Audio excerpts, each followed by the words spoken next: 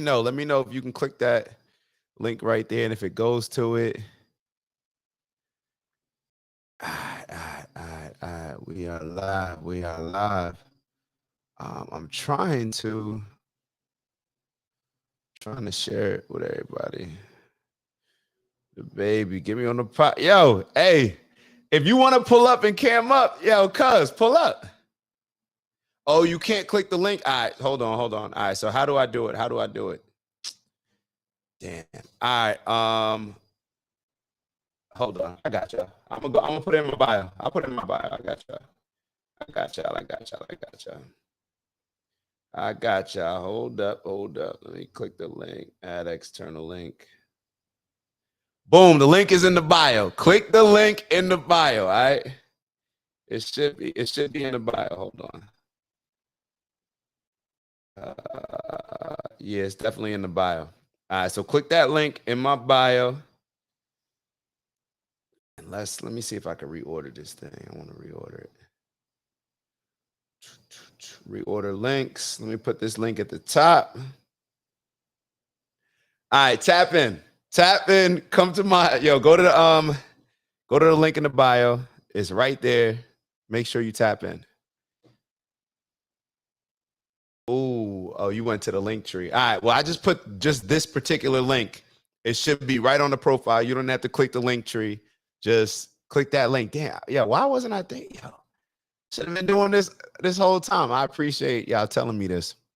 But click the link. We tapping in. We about to go in on this interview. We about to have a nice little evening, little nightcap. And all right, let me make sure. I think I got everything set up over here for y'all.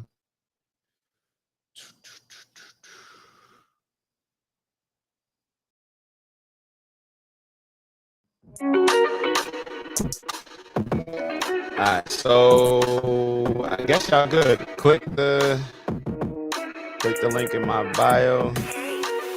Tap in.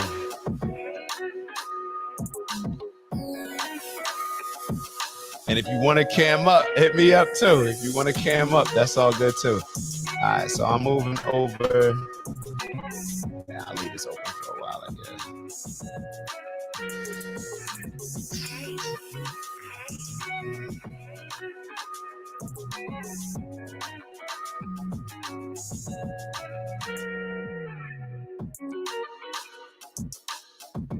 All right, I'm sharing the stream. Anybody who wants to join, hold up.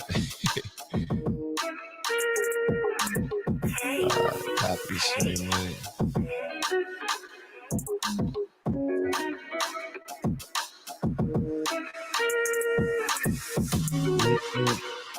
Yo, all right, so everybody in, I need y'all to do me a favor. Go to the profile, go to the link on my profile, click the link on my profile, tap in. Yo, we about to have one of those ones, man. We about to review this, like one of the most important interviews that I've seen in a while with 50. Tap in, even if you just come in for a little bit, that's cool too. That way y'all can get the whole, on here you can't really hear me, it don't really sound right, you can't hear the music.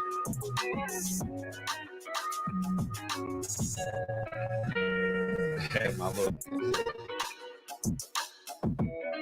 What up, little cuz? I still gotta get you that info. I'm working on it, but we about to make that transition for you. About to make that transition.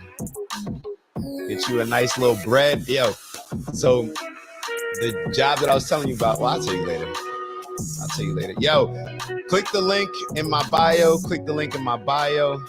As y'all coming in, click the link in my bio. Appreciate y'all.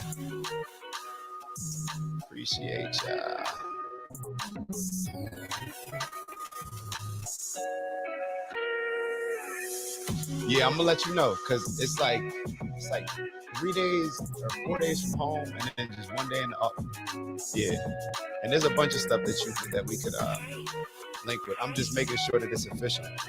Like, it's official, but I'm just making sure, like, before I, tell you to make that type of move, gotta make sure everything.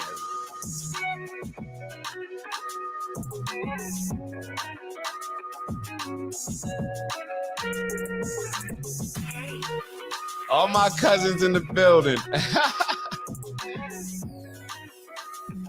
Boogie Boog, yo, I need y'all to do me a favor. Go to my profile, click the link, and then it's gonna bring y'all to YouTube. All right, so I need y'all to transition this to YouTube. All right, click the link on my profile, and then we're gonna bring it to YouTube. So click the link in my profile, and we're moving to YouTube.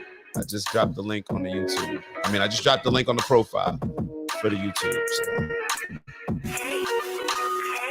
if you can, you know what I'm saying? If you're busy, then do your thing. But G Mitch, money making Mitch. Yo, I'm telling you, wait till you hear this interview, bro. I'm trying to tell you. Watch, 50 really, I have not enjoyed an interview like this since watching Dame Dash's first interview on The Breakfast Club. I have not enjoyed an interview like 50 just did since Dame Dash on The Breakfast Club. All right, so we're going to get into it. Give it like 2 more minutes, and then we're just going to get into it.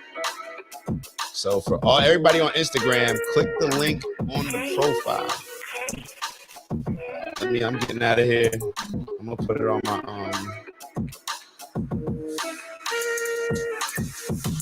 I'm going to put it on. Hold on, let me put it on my story real quick. Let me just put it on the story. Once I get it on the story.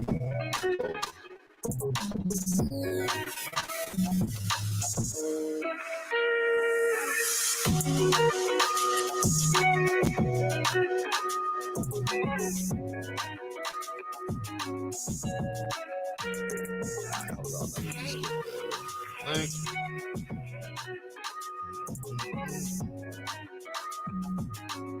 Tap in, send to a friend.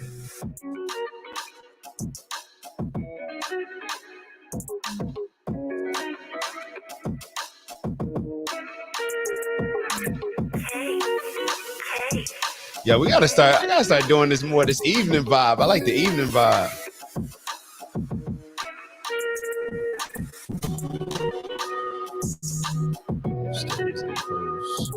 You're automatically sharing the post to Facebook. Yeah, that's cool. Share it to Facebook.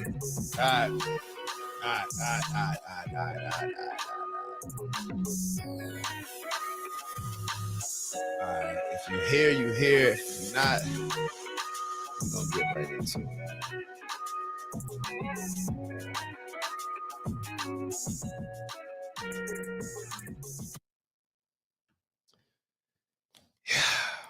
Yeah. I'm trying to tell y'all this interview that I just watched with 50. Well, I watched it actually a couple days ago. And I watched clips first, then I went through the whole interview. 50 is giving game that all of us can use. He's giving perspective. I think it's very valuable for American culture in general. And what I want to do today is go through a lot of that interview. Who knows? We may or may not finish it. It's an hour and a half long, so we probably won't finish it. But who knows? I may stay up. I may be on live all night tonight. But I want us to go through. Y'all know how we do. We never know where the conversation is going to go. It just is what it is. If my boy, hold on, let me see if my brother's in the building. My brother Chris is in the building. Yo, Vacay. I'm about to start showing y'all some dope products that I use. Vacay. This is a CBD roll-on. After you work out, especially G, for the people that are pushing stuff to the limit, yo, this CBD roll-on is different, yo. Like, I put this on after I work out, right before I go to bed, even put a little bit before my behind my ear, and I'm sleeping like a baby. But I'll tell y'all more about that as we go on. But let's get right into this interview, man. I don't even want to waste any time. Let me share the screen. Let me share the screen. Yo, 50. Who here's a 50 fan? Like, are y'all a 50 fan? Because I feel like, what's up? All right, so let me get to the chat. We got G in the building. Shout out to Gigi in the building. Who are y'all 50 fans? Like, are y'all 50 fans? Because I really think 50 has one of the greatest minds. I feel like it would be disrespectful to just say in hip hop. But he just has one of the greatest minds that I see. He has one of the greatest minds, period. And how he processes stuff. And when you put that together with his perspective based on his experience in life and how that directly has to do with who he can influence and make him so relevant in the culture because of his experience, we have a certain level of respect for him.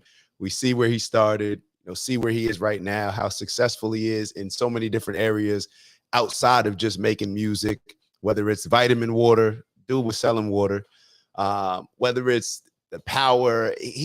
When you listen to how his mind works, like just little stuff, like nothing is enough for him right now because he's chasing something that I think a lot of us are chasing, but we give up on. And he touches on that.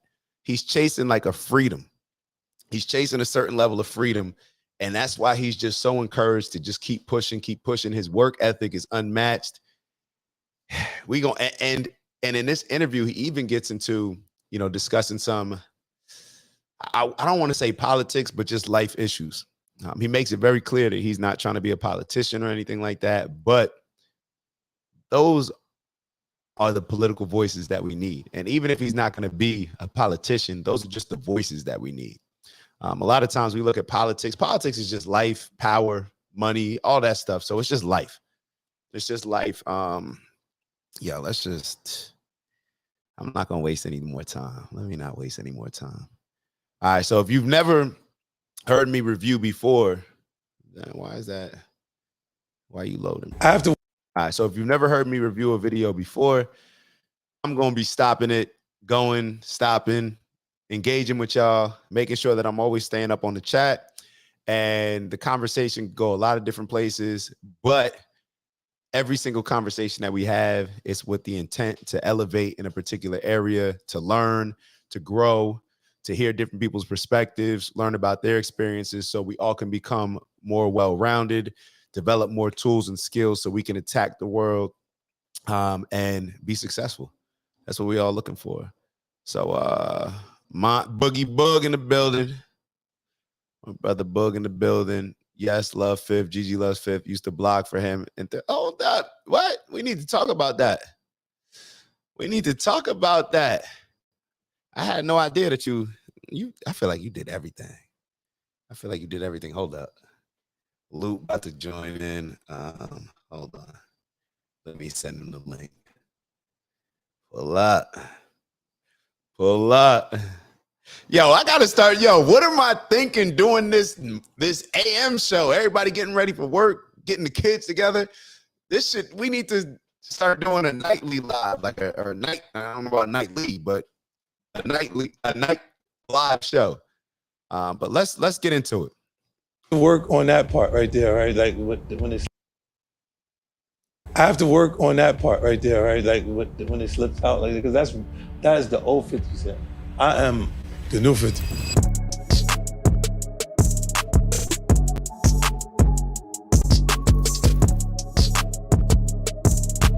And I gotta emphasize, this will help you in any area of life that you're in. It will give you perspective. It'll give you insight, knowledge, inspiration, all of the above. So I know y'all probably thinking like, what I'm about to learn from Fifth. Well, actually, probably y'all aren't thinking that. But Khalil, hold up. My bro having an issue with the, yes, sir. There's a chat. Why can't he access the chat? People talking in and you got to figure it out. Somebody hit Khalil up and tell him how to do the chat, man. We got to get to the video.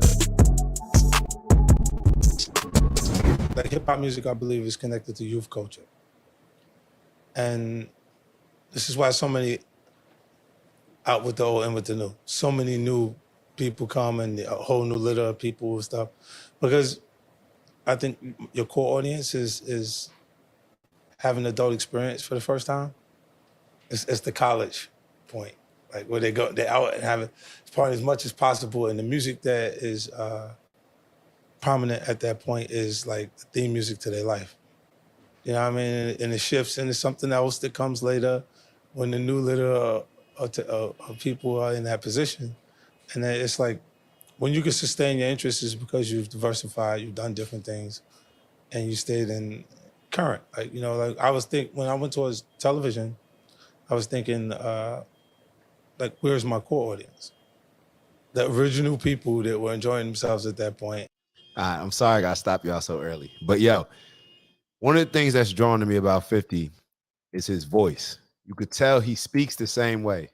Yeah, I remember going back looking at like different old videos I used to do. I feel like you got to make your voice sound a certain way. You're trying to act to portray something rather than just be genuinely you. Yo, there's a certain level of just genuineness in him and realness that allows us to kind of receive that information a lot better rather than it sounding like, yeah, go ahead. In success, they were in college studying in the field, and in success, they have the drink that they would have on premise in the privacies of their home. So, there's a wine cellar, there's a bar. It's different. But they have it at home instead of out in the nightlife or in the So nostalgia there a little bit. You grow up and you just do it different. Right. You know what I'm saying? Like, and then it's the, I think it's the point where they don't want to be doing what the kids do or partying where the kids are partying and stuff like that. So it's a different tone to how they have that experience. I know with Sire Spirits, you're always active in the clubs. Yeah. Like you stay in the mix of the youth culture. Is that deliberate so you can always have a feel for the pulse of it? Absolutely. And for Sire Spirits, there's what I feel like is the right approach for it is spirits are consumed when music is played. Right? So I already fit that in such a big way that I'm cheating by being there. You know what I'm saying? It puts a different energy. Like there may not be on a regular night, things shift just my presence there. Because I'm there, the DJ goes into his 50 Cent set. So he plays it's almost a tribute to, because they're already grown on the music, they already listen and love it. Got things that are tested and proven over there, so that happens. And then it just sets the tone. Like I think specifically with Sire Spirits, when you create high-end brands, they require lifestyle, and because I'm out and in the mix, like living what the brand is. Like when people see it in the room when the parades come over and they at their table, they want that type of energy over there too, like there's a difference in that definitely creates a separation because the other talent connected to spirits don't like that. You're not gonna see The Rock doing that, right? Because of the music piece. He may have a strong presence on social media in different areas, and I like just tequila, drink it myself. You know what I'm saying? There's but he's not gonna do that. Right. So it shows you that I'm showing you that I don't have to do it that way. Right. Stay in your lane, bro. That's all I'm hearing. Stay in your lane. He's talking about The Rock with The Rock's liquor company, tequila. He can't market. The Rock can't market in certain ways that 50 can market. Now, maybe that's the same vice versa, where there's certain areas where The Rock can market his product that 50 can't. But 50, he's in the culture, so therefore he's leveraging the advantage that he has. So therefore he has a competitive advantage over everybody else. You know what I mean? I could be home doing it, but I want to, see and feel everything else that's going on. So there's not a lot of crossover between, say, like pro wrestling and acting, superhero stuff. There's not 10 of them. Like there's only one Rock. Right. You know what I'm saying? Like out of all of the wrestlers that were there, there's only him. Right. You know what I mean? And maybe Randy Couture. Oh, right. And the Expendables. Like, I worked with him just recently. Expendables 4. So what was that experience like for you being? You see Fifth throw the little plug in there? Randy Couture. I worked with him, Expendables 4. Involved in something like that compared to, say, the first films you were doing? Well, it's exciting, man, because I'm in a film with my action stars. These guys are, There. you know what I'm saying? Like, these are my guys. Like, I'm looking like, oh, shit. We got Jason Statham. We got, you know, Rambo. Yo, time out, yo. I'm really amped that y'all are watching this with me. I'm sorry. Yes, that's it. That's the joke. But Sly is always going to be like Rambo to me.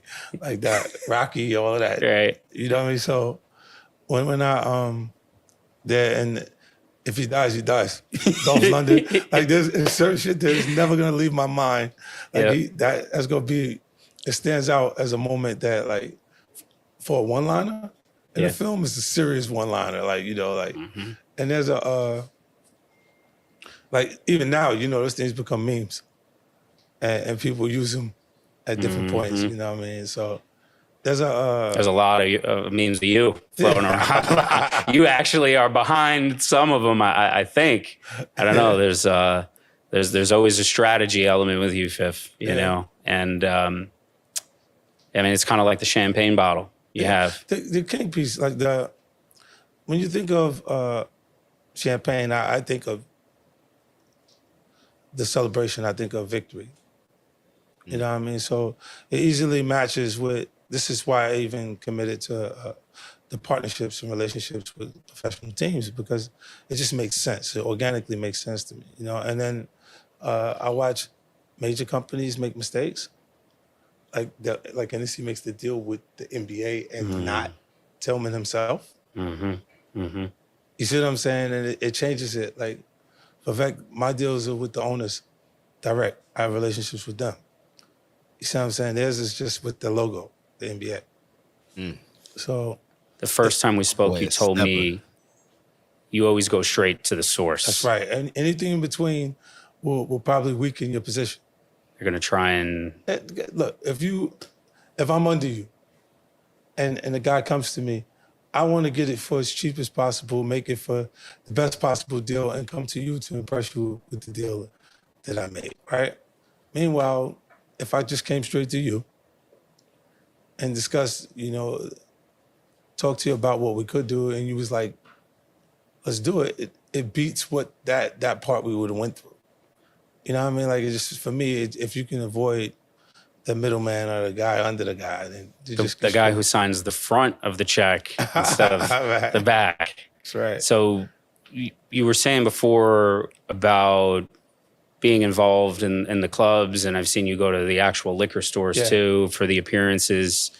And did y'all peep what he just said as far as like making the deals and going straight to, you know, whoever's the boss? It's going to allow us so many different things. So the more people that are involved in the process, that means they're going to have to take away, you know, their points on it, percentages on it, whatever. So therefore, if you go, it's gonna take away from what you're able to do with the product. Now you're gonna have to either charge more or have a smaller profit margin. What he does, he tries to go to the source, get the best deal. So that way he's gonna give himself the best opportunity to have a large profit margin. The larger your profit margin, you have more of a, I don't know, it gives you a little bit more wiggle room to either, you know, if you believe in putting stuff on sale, or if you make a mistake or whatever that is, you just want to give yourself the best possible chance to make as much profit as you can. You know, you want to spend as little to make as much. Like you also said, there's that connectedness with the youth culture and music. Right. But for you, I almost feel like a big part of your relevance, your staying power, just across all these different spaces, is you're almost giving a blueprint on how to do what goes on behind the scenes. Look, when we released the album, my first 4 albums, I would be in a Best Buy or Virgin Megastore signing CDs. It's the same. It's a different product. It's the same approach, marketing-wise. And I was open to doing it when you see me in the liquor stores because of that. Because I'd done it before. And there's the demo, I said that my core audience, which is at home watching television,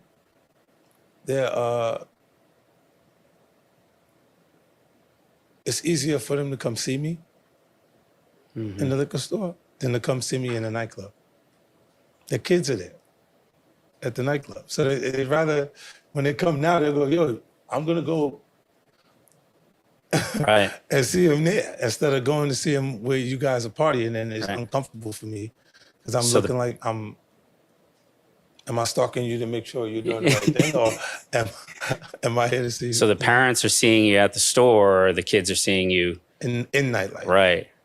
So Yeah.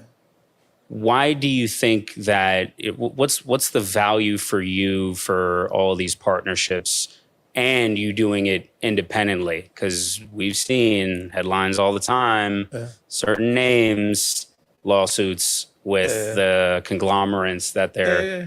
What meetings? Look at this. Look, when that happens, it's when they see momentum building faster than usual. Yo, he's going real fast, so I just want to make sure that I stop, not necessarily to tell y'all what he said. Y'all can hear what he said, but just kind of give us time to process it. So what he's saying is he carried over the same approach that he had with the music industry. So when he was putting out albums, he was showing up, doing the groundwork. Like we call that like guerrilla marketing, where you're actually boots on the ground. He was showing up to the Best Buys, signing autographs, pulling up so his fan base that may not be able to either afford to, pay for a concert. And even if you do pay for a concert, you're never going to have that experience in meeting him. You know what I'm saying? And if you pull up to the club, it's the same thing now that he was saying, like now he's open to doing it in the liquor store. Well, he'll do an autograph signing or just, stop and pull up at a liquor store to encourage people while he's marketing his particular liquor, because the people that are going to come to the liquor store are not the same people that are going to come to the club. An older crowd may come to the liquor store. A lot of us may come to the liquor store. If you're 35 and up, you know what I mean? You may pull up at the liquor store if you're 40 and up. But you may not necessarily pull up to the club. That's more of a, young people's game. And even if you are pulling up to the club, when are you going to have that experience to where you're going to pull up to the club and have a combo with 50, dap 50 up, take a picture, whatever it may be. My boy Dip, man, a lot of people would feel that they're above that. You know what I'm saying? Especially if you're 50, he could just sit on his phone and just, put out a, hey, buy this liquor. But he's taking this step further. Out hustling everybody. Try to put a little bit of downward pressure on it. And this is in any category that happens. You know what I'm saying? And when your brand is, the company is a young company, but these companies spend a lot of money marketing towards African-American males. And when you are African-American owned company, it feels like it could be a bigger issue than, like, they're spending a lot of money, bro, like a lot of financial investment and going to marketing firms to target different demographics, So when that tab is that big, because they're that big, when things start they hear noise being created, they go. And, like for me, I've spent over $25 million since the success of my record in legal fees alone, just legal fees, right? So, like when we be talking about money and stuff like that, I'd be like, tell me when you get rich, or what get rich is.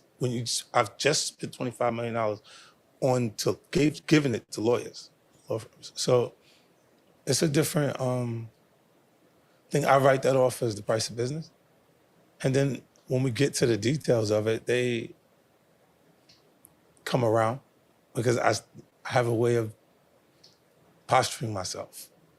Like I'll say something that other people won't say. I'll say I don't give a fuck, man.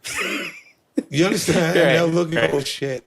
And he goes, he doesn't care at all about what you're saying. And keep going. We're gonna have fun doing that then if this is what you want to do. And it just makes better sense that we'd be friends than to be fighting each other. You see what I'm saying? And like these companies are a lot further. It's a lot longer since they own them. Like I've made how many references for free for Hennessy in music? Because it's what I see. Back. Yeah, when I'm seeing people drinking around me all the time. Like in my experience, I'm a lightweight. I'm a bantamweight, even the lightest lightweight champion of the world when it comes to liquor. not an experienced drinker. Let's say an experienced drinker is someone who's drunk somewhere right now. It's kind of early. It's kind of early. There's somebody somewhere. Somebody somewhere. Already. Yeah. You know what I mean? And for like overall, I look at it like it's exciting. It's I named the company Saya Spirits. My youngest son name is Saya. You know, I look forward to building it long term for something for him to run, you know, following it. And when you do approach things like that, it's fun. Because it's not like it has to happen tonight, tomorrow. Mm-hmm. It is serving its purpose right now, growing.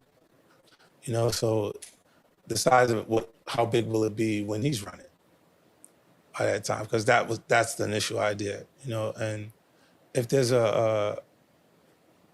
when we talk about how long those companies have existed. And I know 50's talking about, you know, I feel like a lot of times we can hear, you know, very wealthy people like 50 say certain things and how they're setting up their kids to be successful for that generational wealth that we always talk about. But I don't want us to think like that's something that we can't do ourselves. It doesn't have to be on the same scale, or it could be, but it doesn't have to be. It's literally just the mindset of planning ahead, you know, planning ahead.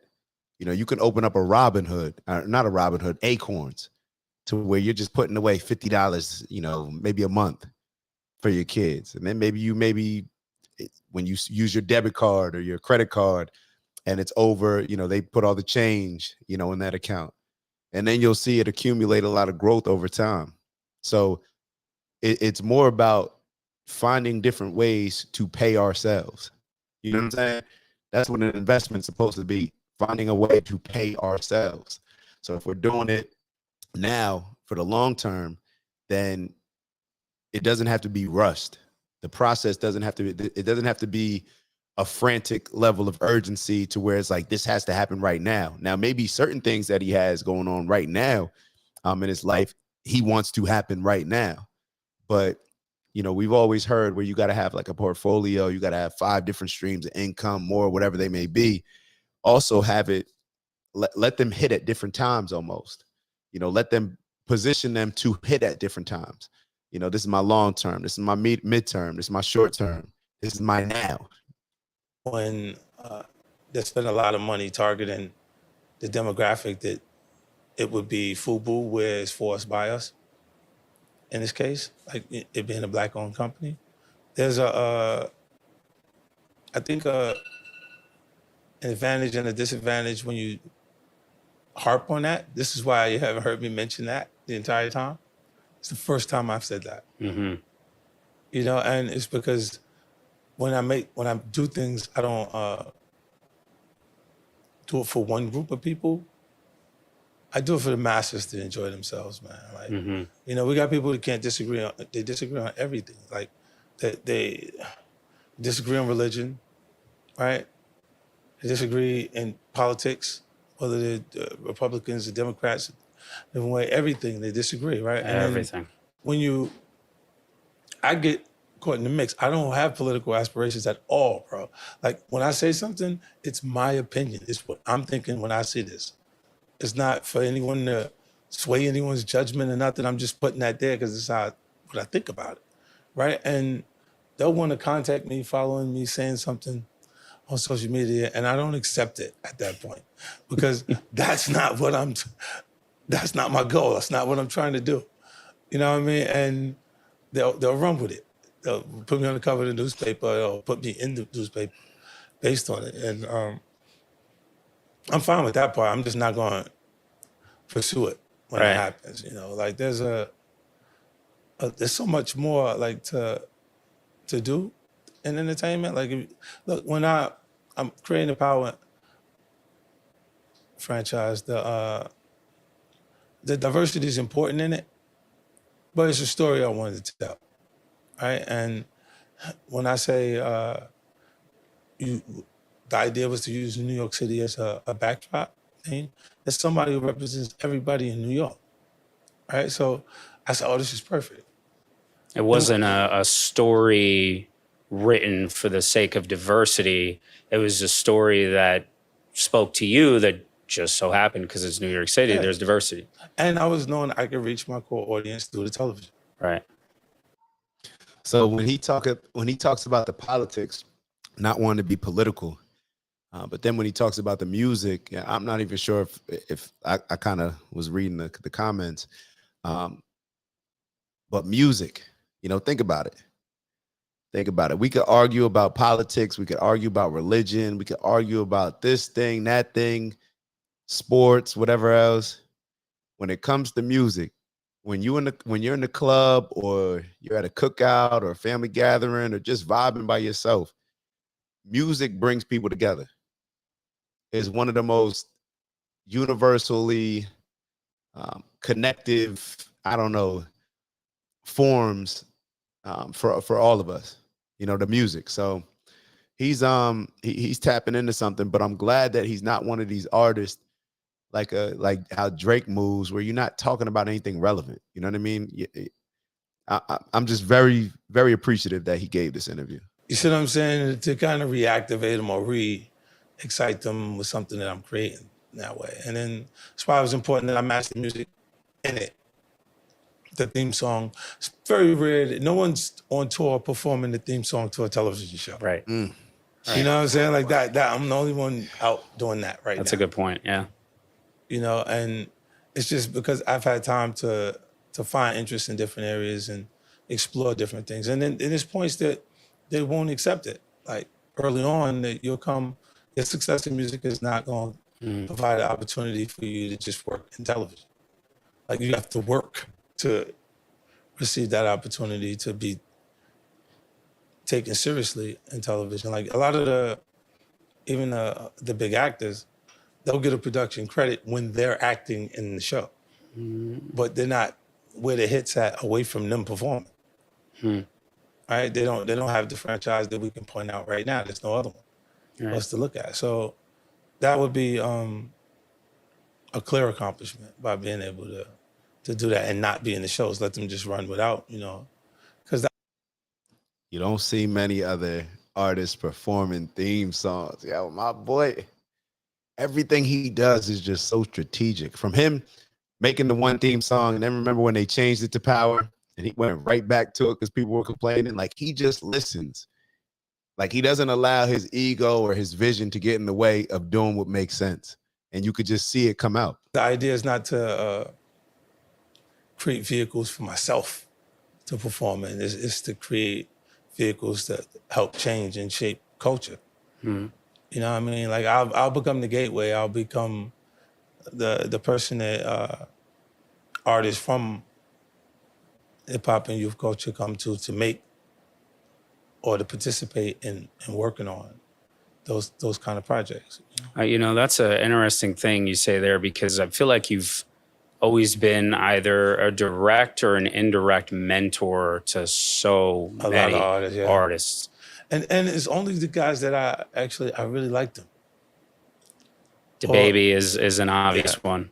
Yeah, you know what? Look, when you see, I kind of see myself in these guys, bro. Like, and Pop Smoke was like that. Like, and like DaBaby and them, they've even made some of the mistakes I've made. And I'm going, oh shit. I know why you made the mistake, bro. Like, you understand? Like, and it's just coming out of the environment. And the difference in peer group, like if you look at artists who were peers, they're making a mistake right now and not being penalized for it because they're not registering the same way. And they need someone who's already been there that can tell them, can help them weather that. Because that storm is too much for them in the beginning. Like they don't have artist development like we had. Like, you had the A&R department, you had a publicist, you had all these things. And that's what was happening at the time. What that thing was happening with DaBaby, there was no one there. He didn't even have the publicist in place. So there was no possible way to maneuver. What he had was a structure that worked for things to be successful from an independent artist's perspective. And those things were working great.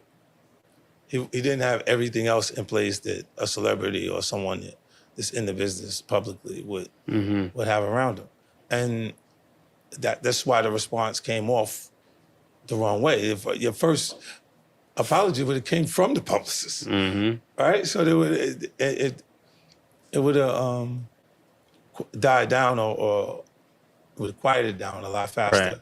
with the right people. You got crisis management people and things like that. He just didn't even know that he needed something like that. And it's they just pick. Nobody comes, taps you on the shoulder and notifies you that you would need these things. How did you know from the start that you should always have a team around you? Like I've seen stories of you. What was this one story? You were out at a bar, someone was coming there and they were surprised to see you had some Navy SEAL kind of characters with you. Do you? Yeah. And I imagine this was like a long time ago Yeah. we're talking. You know what happens? I come from like a place where you have to be ready. Don't get ready. You got to be ready, right? And I would lay things around me to prepare for different type of situations. And Contingency plan. yes. And then like when they would run into it, they go, oh, shit, like this is, wait, it's not the neighborhood stuff. This is the other stuff, right? Like, and I went through had the same kind of vehicles Obama has. Level 6, run flats, bomb proof shit. And you had those long time Long ago. time. Those is old, 03, 02. They came in and then just had them since then. Like I've been, got them. Like there's and look, it becomes. So Ant wrote, stay ready, so you don't gotta get ready. So he's talking about the type of cars that he has. Bulletproof cars, run flat tires, you shoot a tire, they still gonna run. And it may sound obvious right now, but when you're making money, all that stuff is an expense. And, when you could take that money, I don't need a bulletproof car, I'll just do this. Or I don't need this type of security, I'll just bring the homies. Nah, bring me the SEALs. I need some SEALs on the team, some trained go-getters, not some street go-getters. Bring me, get me Obama's car just in case the car gets hit up, whatever. I'll be safe just in case. Like he's just thinking like he's playing chess at a time when it's like, how would you even know how to play chess like in this particular industry because it's new to you? But and you could say it was his experience, but a lot of people may come from that experience. But I think we just have to give him credit for just being a visionary and just seeing things differently than most people. Less and less necessary because of my temperament shift. A lot of it is me. You know what I mean? Like it is, I'll see something and I'll go, if there's a problem, no problem. But that temperament is saying I'm not looking for it, but if it is, let's let it be that. Because I kind of had all the things in place for it. Yo, did you just hear what he just said? Yo, he funny. He said, if there's a problem, no problem. I'm not looking for one. But if it comes, that it is what it is. Let's go that route. Like I just already, set up all these things to protect myself from these issues. If they're gonna come, then let them play out how they play out. And eventually. So the takeaway is just be prepared. That's the takeaway. You'll look and you go, we're not even after the same things.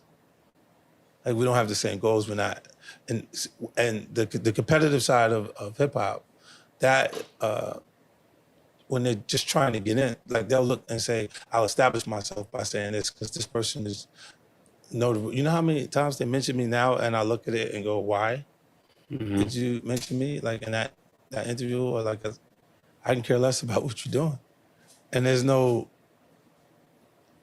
no possible way you can stop anything that I'm doing.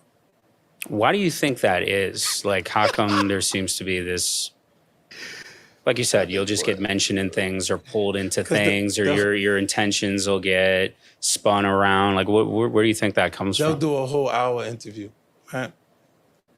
And then the only thing they'll see go up is he said this about 50 Cent on YouTube. Right. Because it'll get more hits with that than anything else. And then they'll write 500 different versions of it because the other guys will take it and switch it around and do it. And it's different. And they earn off of it because obviously people click and they're entertained by it, you know, and I'm all right with it. I just look at it and I understand that they're utilizing that for marketing at this point. Because there's no issue. Like, you know, if when you get into, I just say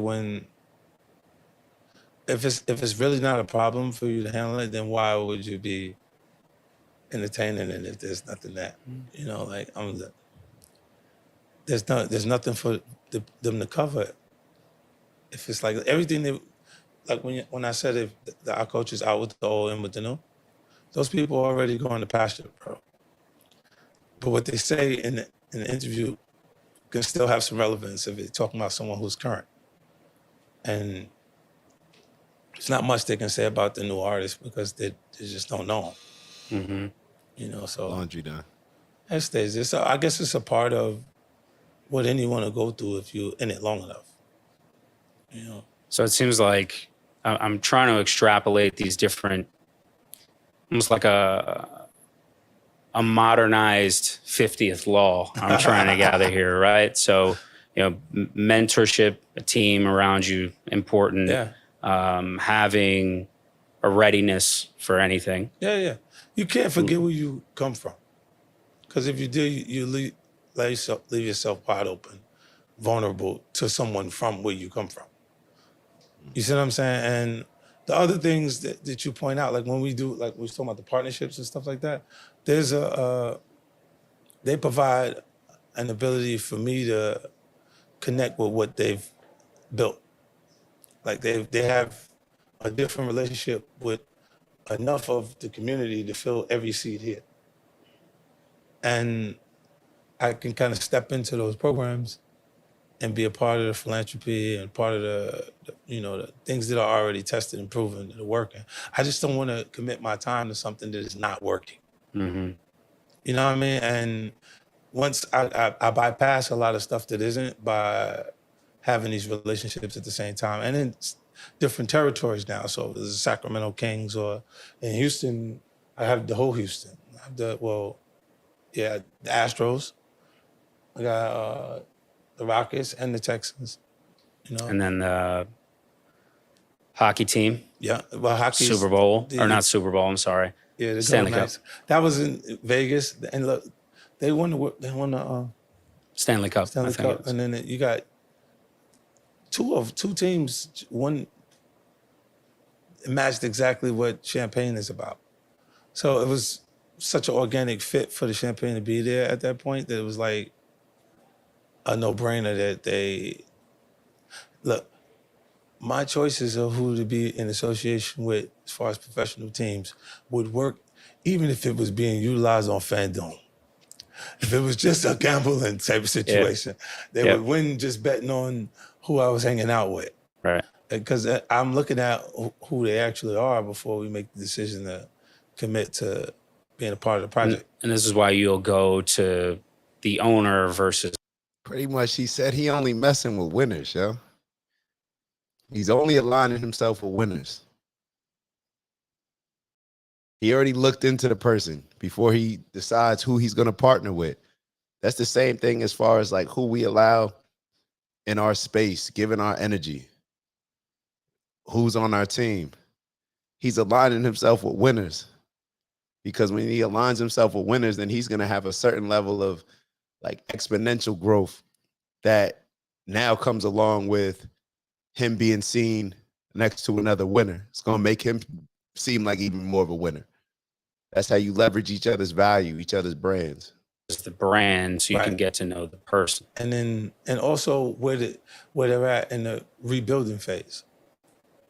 You see what I'm saying? Like when you got, like, Houston, okay, I'm saying that now, but watch how the team is in the building phase. It's going to build itself back up to a point where it's something to watch. Like, it's really like, it's exciting. Sacramento is exciting now, like to see them, in the playoffs and stuff like that. It was dope. Like I got a chance to go and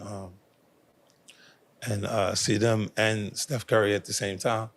You know, like and these guys are like, look, they are a different kind of superhero from where I'm from. You know what I'm saying? So it's like the connection that's there is organic, it's easy. It's what they had to do to take their mind off of shooting the ball that many times that they can shoot it from anywhere on that court and actually make the shot. You know what I mean? And that it's the disciplines that for the average person, so they understand the metaphor, is try the treadmill with no music. See how long you do that. Because you'll be in your head so much and you hear yourself breathing, you ain't gonna do it as long as you usually do it. When you can put the music on and just go, it takes your mind off of it. You can do the work a lot easier. You know what I mean?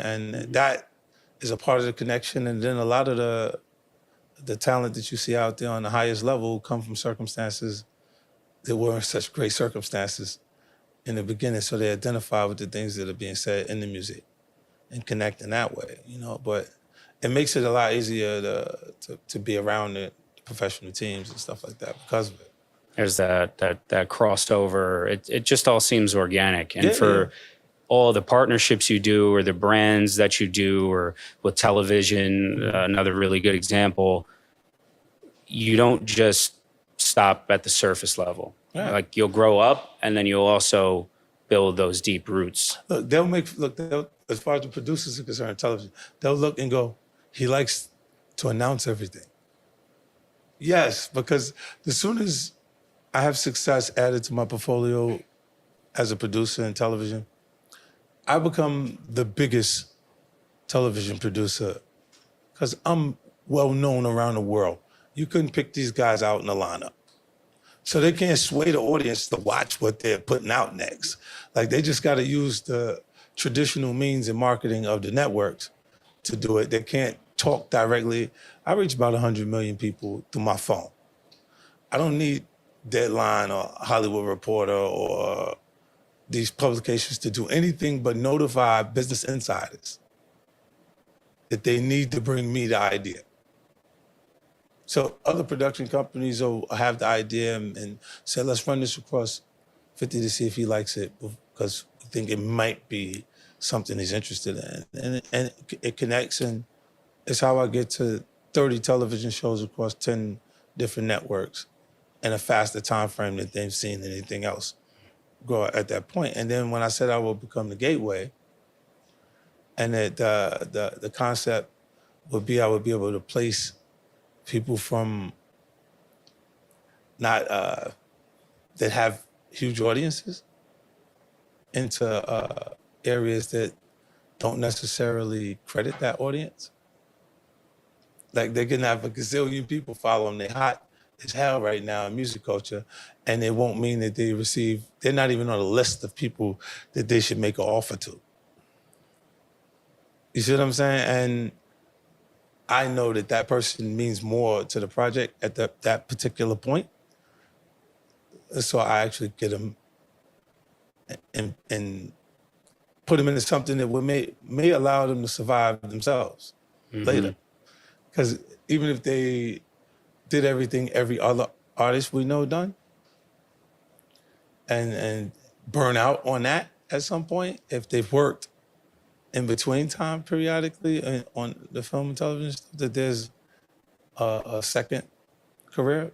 Every athlete you see run up and down the court and playing football, they got to consider a second career. Because they're going to be there, they're going to make a lot of money while they're there, but football is even shorter. Like they may make a lot of money doing it, but you get hurt, it's a wrap. You know what I'm saying? And then what's next? A wrap. Everybody got to think about those things, like how you transition, like where you want to land.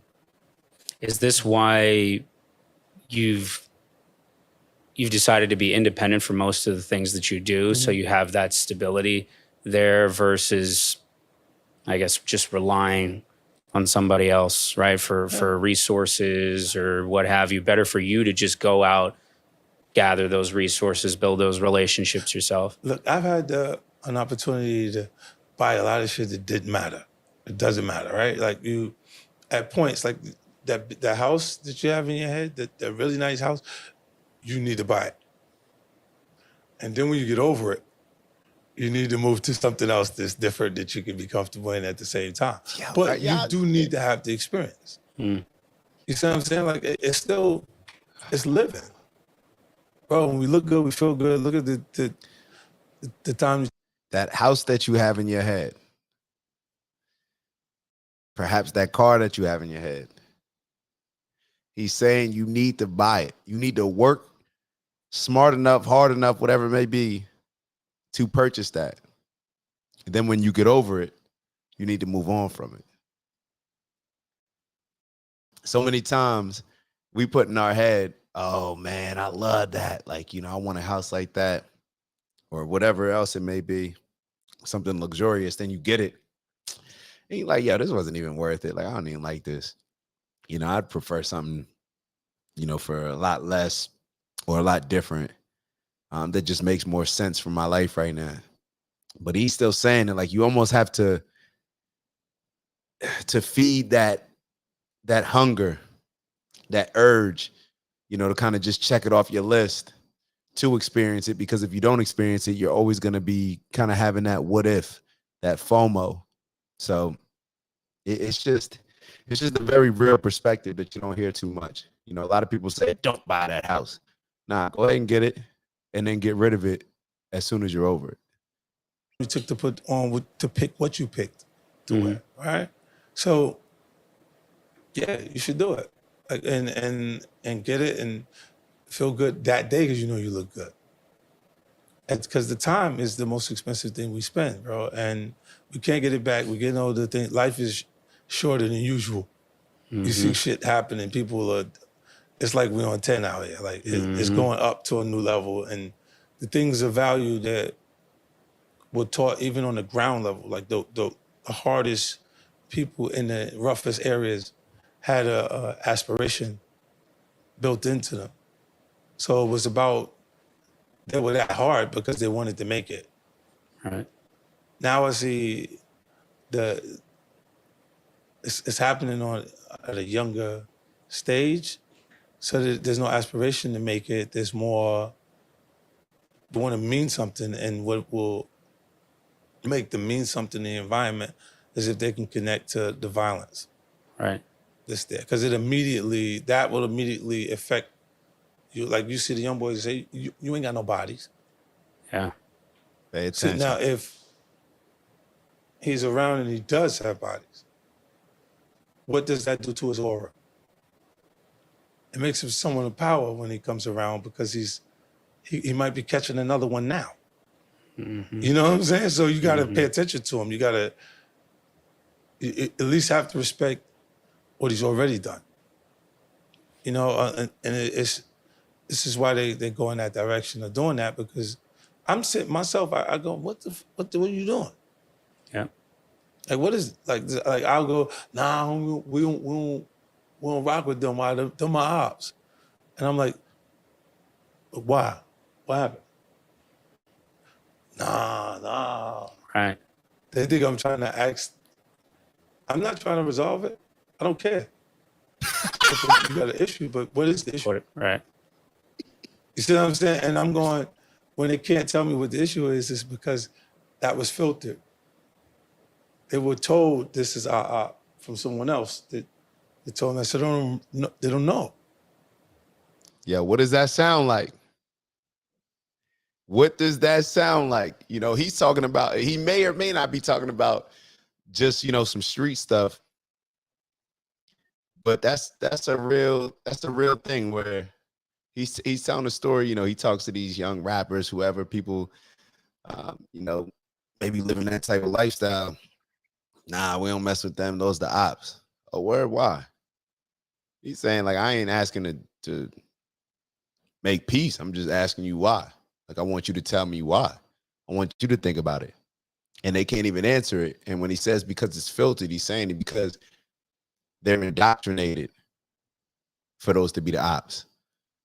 Think about Chicago. You live in you going to war with people literally on the next block. Y'all parents went to school together, friends, family. Oh, why y'all beefing? Oh, what you mean? Like, that's how it's always been. Different neighborhoods in Cali, all over, in the inner city.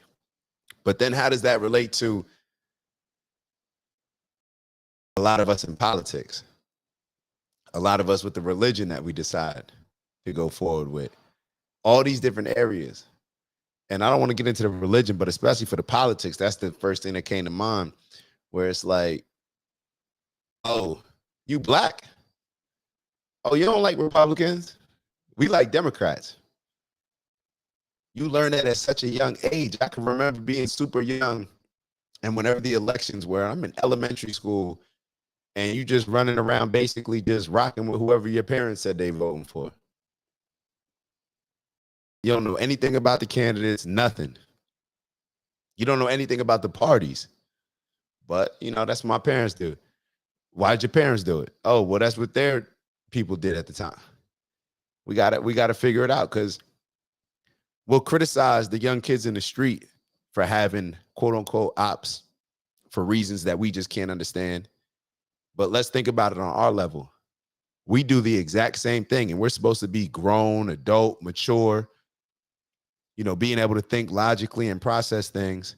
But at the end of the day, we're making the same decisions for the same reasons that the people, the young boys and young girls that we criticize are. And they have even less knowledge. So what does that say about us? Or they're supposed to have less knowledge, right? It just that part was given to them. They don't know. They can't explain it to me exactly. Like, and from there, I'm going, oh, okay. And then when you start, once it sits around long enough, if that's happening on the other side, because it is happening on the other side of it. It seems like just an absence of purpose, of meaning. You know, for you, when you first got into music, Get Rich or Die Trying, there was all these themes of like, I'm here and, you know, just got to make it, Trey Songz, right? There was that, versus now it's just, like you said, op is the op, and that's it. The reason doesn't matter. My first album title was Power of a Dollar. And then you go from that, when you 50 always be like, you go through life-threatening situations, it becomes Get Rich or Die Trying. But it is very consistent. You see what I'm saying? And it's because I come from people, they hustled. They all wanted to make it. That's what made it make sense to participate, not have it. When you're around and you're like, I ain't got nothing, and you're going, I want to make it. I want to make it too. Right? That's my goal too. And then you can kind of get into what's happening into the environment, because those are the themes that run. And the other stuff was still there, the violence and things with people. We have people that are naturally that. You know, and so those things, their value is they're gonna make their value in that. And even the success, when the artist becomes successful coming out of that environment, you're gonna have people around him that he feels secure about being around, because you know that when they're traveling to these different neighborhoods and these different areas, that it may be something there, but he knows that this person right here will do it regardless of what. So they bring that person. And without acknowledging it, that person needs them to have altercations for them to need them to be around. Mm. You know what I mean? So you just brought what you had in the environment with you. That is what is going to potentially bring you down. So I would look. So a lot of the young talent, when I'm talking to them, when I say that to them, they go, so he's saying it's going to be me that brings me down. Yeah, if you don't adjust, if you don't receive the information and internalize it and really make the right decisions as you move forward, you are. It is limited time on that. The opportunities for you to be derailed completely will come from the people that you came with. watch your circle. You know, and it's just the way they were brought into that circle of things as it took off, because they don't really have, why would you need them? They need you to have an issue, so you can need them to be there so they can. Oh, whoa. That's how they add their value. So you can need to have Why would you need them? They need you to have an issue, so you can need them to be there so they can. Yo, y'all getting what he's saying? Like, he's talking to, yo, I'm hearing something. It may be an analogy, like Ant just wrote it too. He's talking politics, yo. Think about it. Think about politically. So what he's saying is you have certain people around you when you become successful, but there's really no role for them specifically, once you do become successful, because you're moving in a different way. You have to adjust. So therefore, when you adjust, they know that their role is not needed as much. So they need to create certain things to make them more needed, to make them more valuable. Same analogy with sports. In the NBA, let's say if another team, they're playing small ball, then our center is not needed as much. We need a center that can come stretch the floor and shoot threes. That old school center is not needed as much, so therefore your value goes down. The only way for your value to go back up is if you create something to where you're needed. So let's bring this to politics. The Democrats, all they want to do is convince us that life is racist in America, that we'll never be able to achieve anything without their support, that the playing field's not even, and we can't expect to be successful without a level playing field, right? And that the Republicans are racist, and that they want to do all these different things. They want to, but hey, you got us. You can rely on us. We'll support you. We'll give you social programs. Oh, as long we'll help you out. We'll help you out with your rent. You better not have a man living in the crib. They create certain issues, just like the one that I just named, let's say with women. Oh, you can't afford to live on your own, so therefore you need us. You have to rely on us. Now we just created an opportunity for us to come in and be your superhero, your savior. And that's what he's referring to. It's just on it's just in a different area of life. It's the same thing. So be careful about people who, if you have certain people around you, just people in general, that want to convince you that you have a problem and that they just happen to have the solution. That's like sales 101. You got to create a problem first. You got to convince people that, oh, you not having this new iPhone, that's a problem. You're not going to have the latest camera. Your pictures won't look as nice. You're going to look uglier on Instagram compared to everybody else's camera. Oh, you're a blogger, you got to have a new phone. Every single thing that we sell, we convince people that they have a problem. I don't care whether they're selling us on milk, whether they're selling us on meat, whether they're selling us on clothes, whatever they're selling us on. Think about any product. They're convincing you why you need that. And in a lot of most cases, they're just lying, convincing you that you should drink Mountain Dew to hydrate yourself and refresh yourself after you play basketball, when you know that that's probably the worst thing in the world that you could drink.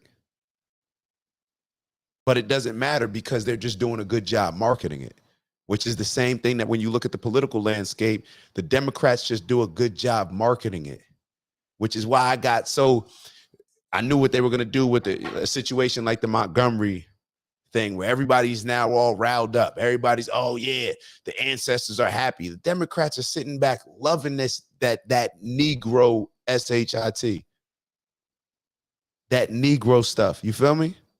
Because they know that they can leverage it and use it. Y'all saw what Black Lives Matter did with George Floyd. That family didn't get anything. None of those families that Black Lives Matter leveraged to make millions of dollars got any of that money.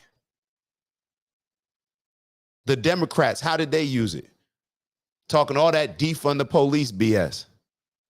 Now all those same Democrats that were using that George Floyd situation to push their agenda, George Floyd died. Now we're talking about lesbian, gay, and trans rights. Whoa, what? They use different situations to fulfill whatever agenda and needs that they have. and convince you to be a part of it because they want to lump you in that same category. The same way with the NAACP putting out, oh, Florida is dangerous for LGBTQ people or for blacks and LGBTQ people. Bro, don't lump me in that. I'm good out there. No problems. Don't put me in that. But that's what they consistently do. Why? Because we always take the bait because they create an emotional situation to where that we know that we're going to get triggered. And the Democrats will write Black Lives Matter on the street after George Floyd dies and everybody loves the Democrats. Bro, get rid of that. Y'all are creating more divisiveness and more problems within our community, but y'all want to create those problems because the more divisiveness, the more we hate each other, then the more it allows you to come in and save the day.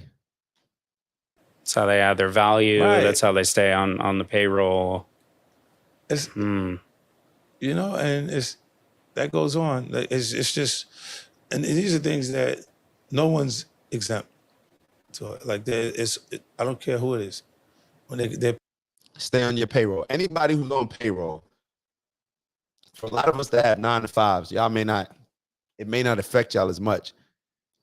When you're an independent contractor, when you're a consultant, and it's on a month-to-month basis, your only job, it's like you're a politician. The politician's only job is to get reelected.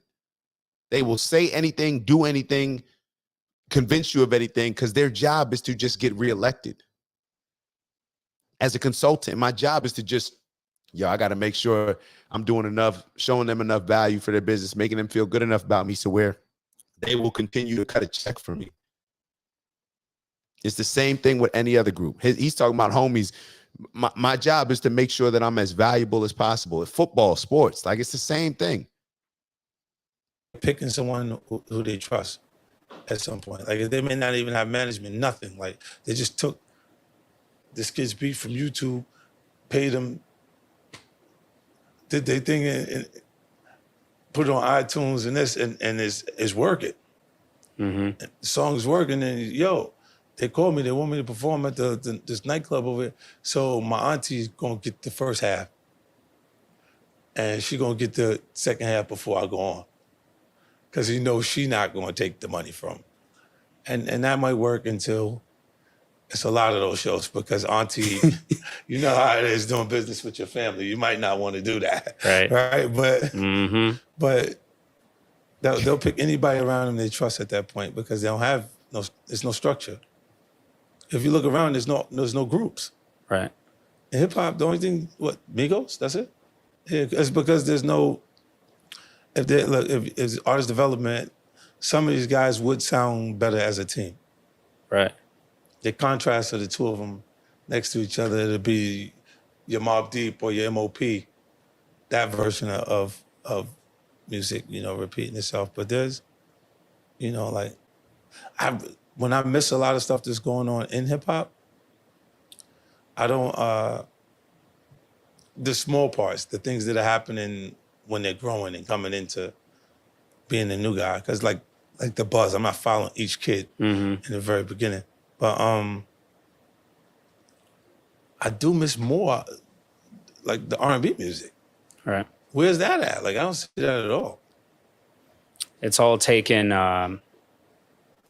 You told me this once before too, that it's almost getting eroded away, and now you have an artist like Drake, right? Yeah, He's kind of doing the only one that you can get that from, right?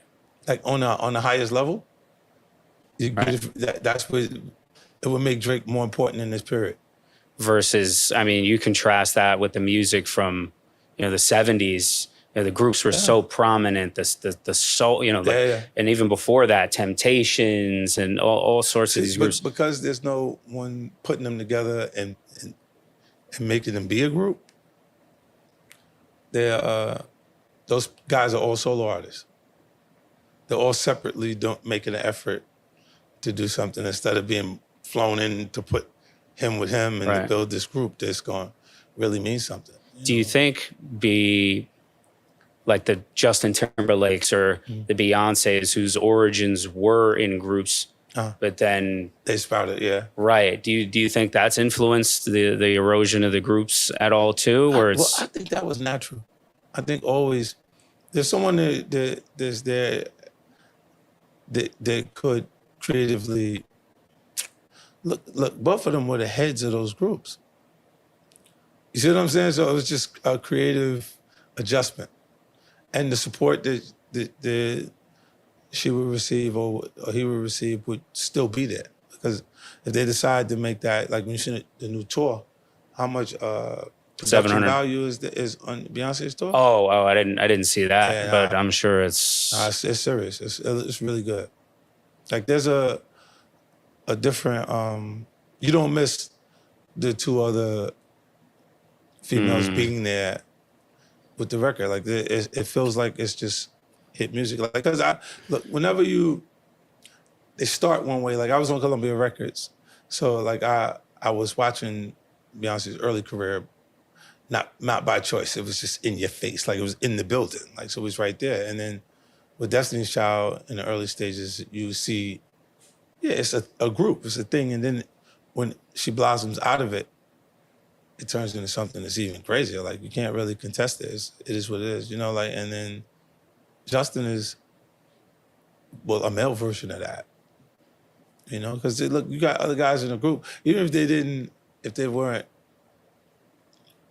as visibly talented in that way, they could have done more damage away from him than like on the other side, other things, and been in culture where we saw him, you know. So, I mean, it's an adjustment. Like a lot of times when artists when things don't go exactly the way they want, or if you ask them what happened, they go, it was the label.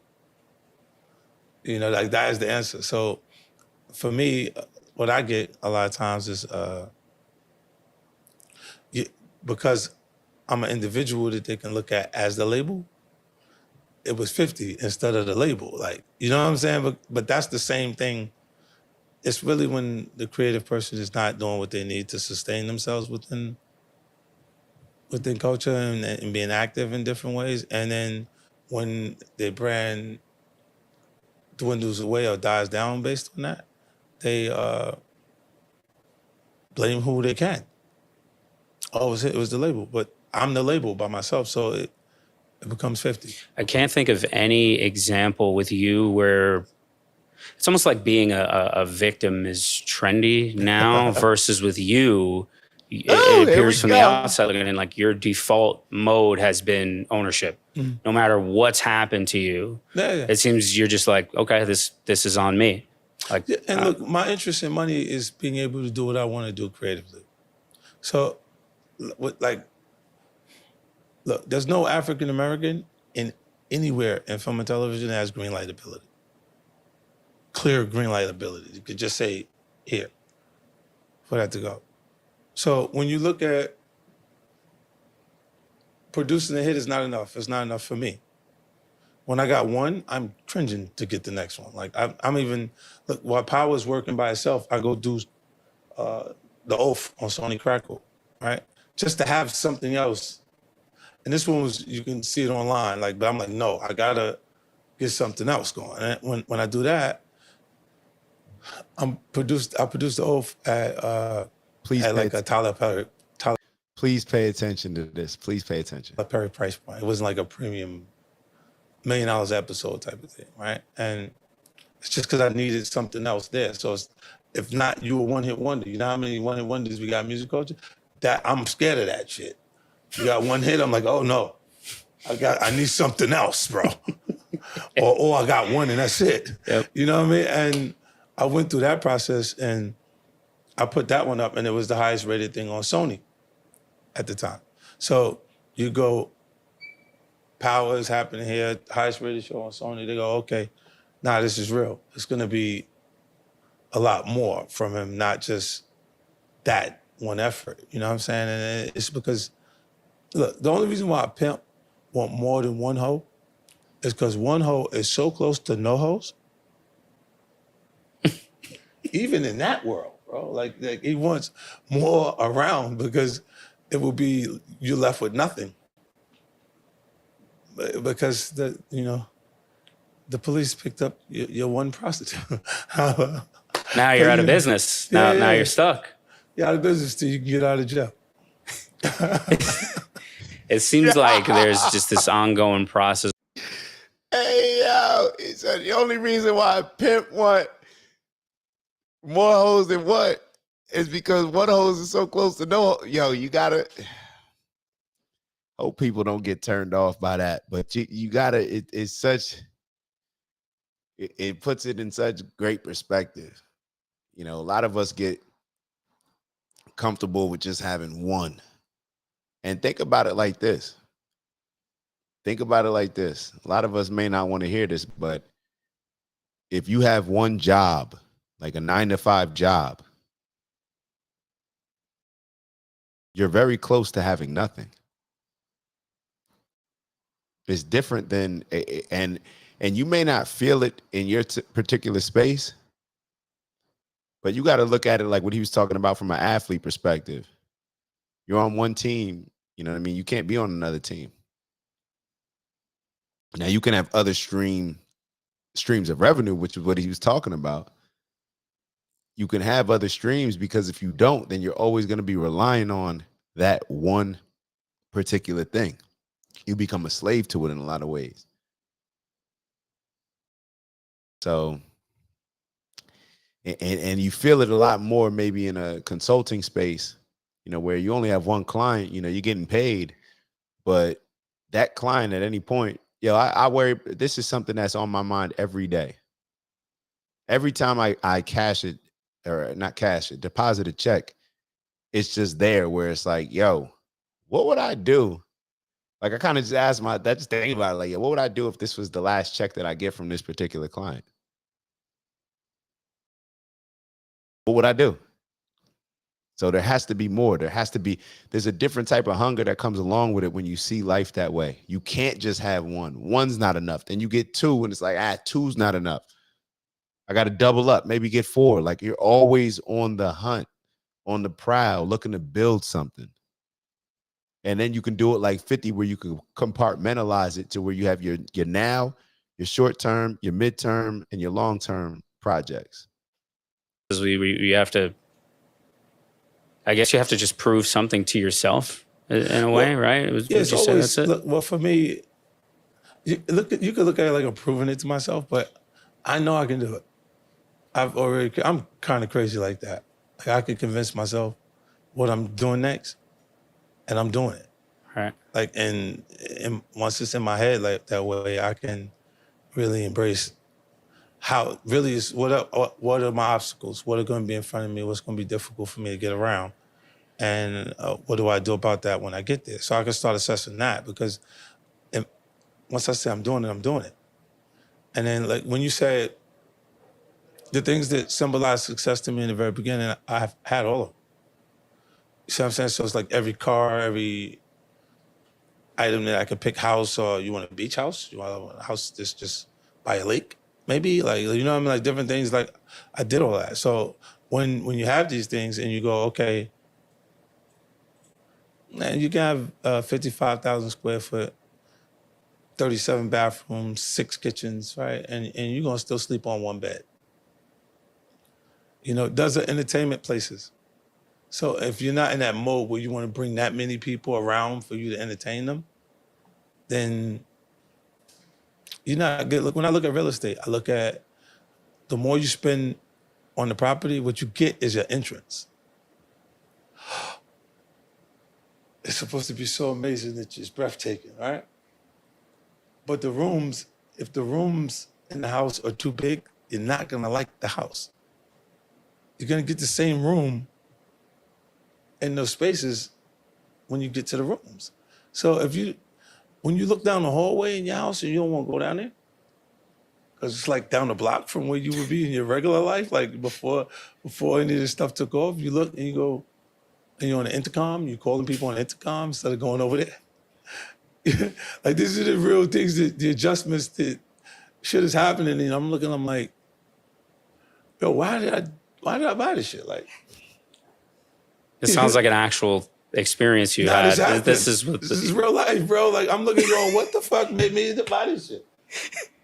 And I'm like, it doesn't matter. And then I'm like, rather go into a condo than the big house at the time. 'Cause I didn't have, look, if I had Nick Cannon's 12 kids and shit like that, then you could put them all in a bedroom. Everybody's here. It would mean putting everybody together, then it would make sense.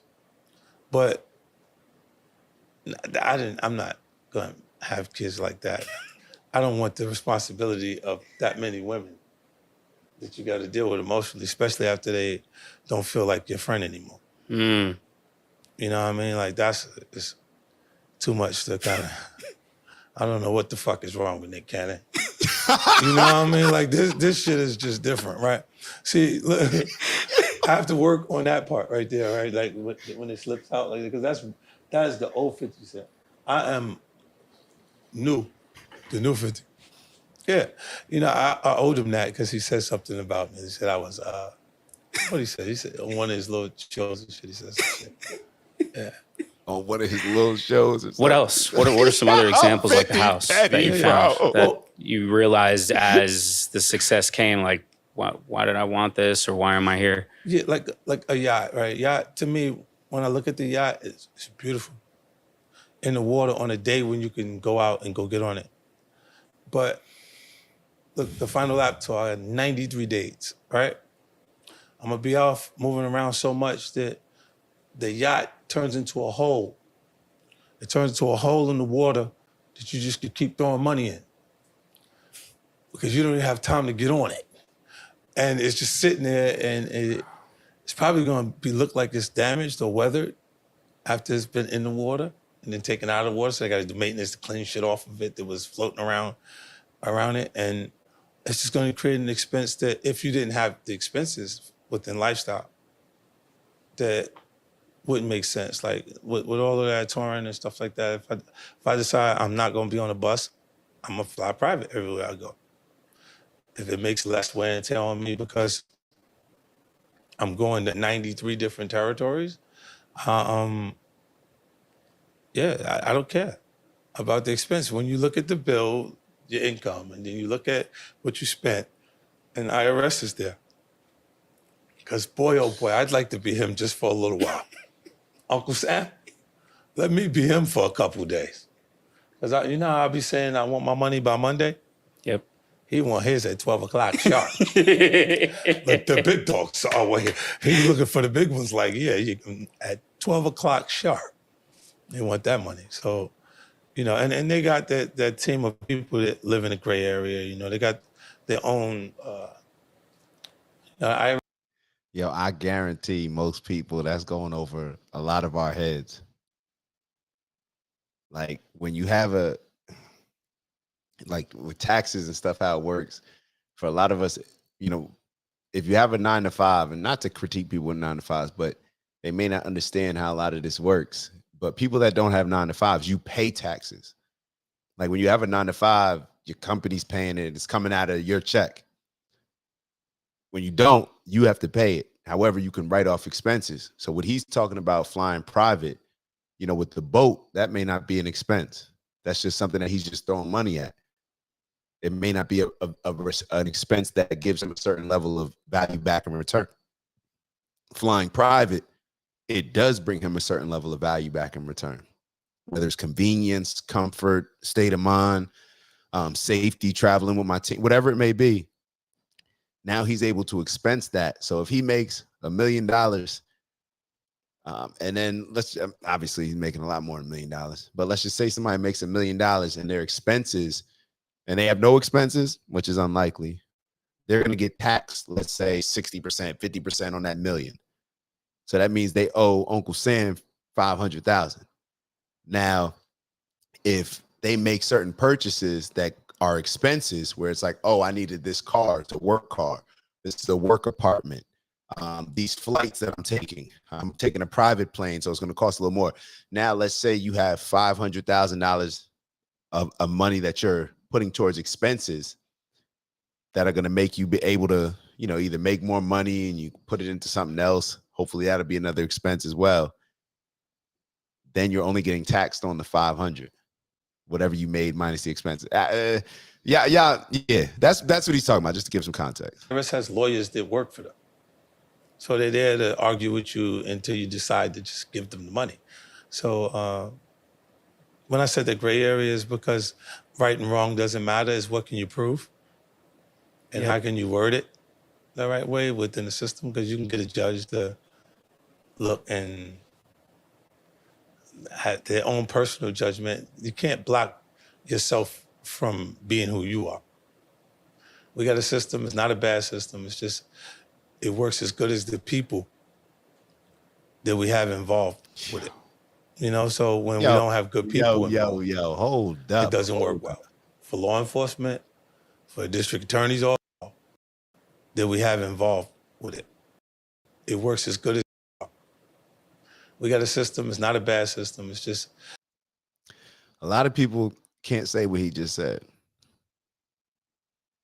A lot of people can't say what he just said. You want to know why? Because people going to bash him. You know, let's say you come from a different background than 50 comes from, maybe a better background, and you start saying stuff like this. Well, they say, oh, you don't know. You're speaking from a privileged standpoint. All this, they probably say it with 50 even as well, because he's wealthy now.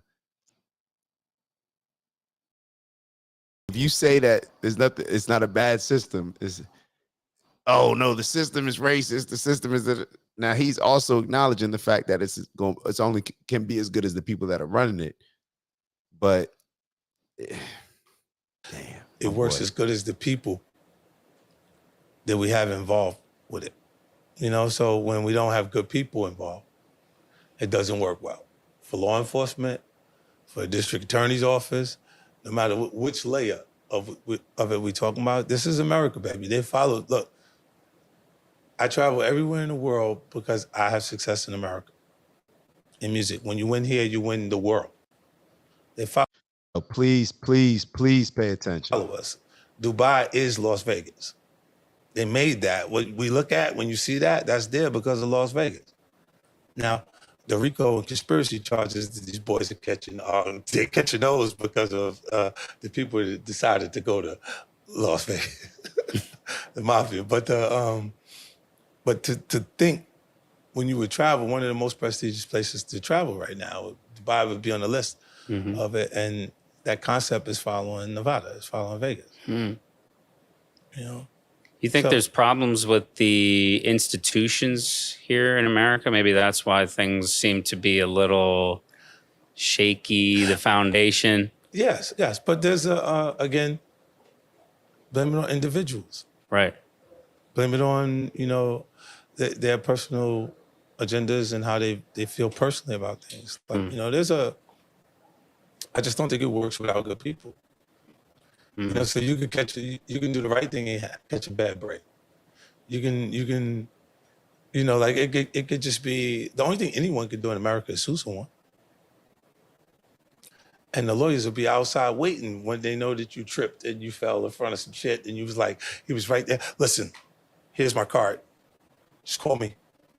Do it on contingency so you're not investing in anything because the person involved has deep pockets. That's the way it's set up, bro. Like, you know what I mean? So it's not, there's things that you can remove yourself from it. Like the old superstar model, right? Like I'm gonna get M out of the house. Like for my birthday, Dre, Jimmy, Paul, everybody came see me in London and stuff like that. And it's great. And I get on the phone with him, and then I really feel good.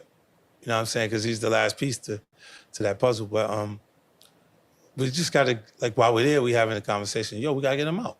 I'm like, get him out. So why y'all didn't bring him? Like, you know what I mean? Like, they could have got him. Like, I've become one of those people that they'll go, if you would have called, it may have happened. Like, you know what I'm saying? Like, and it's only because of consistency. You know, like him. What he did for me, you can't repay that. You know what I'm saying? Like people, they don't understand it. Like I always knew, like my head didn't get big with momentum because of me and M's relationship.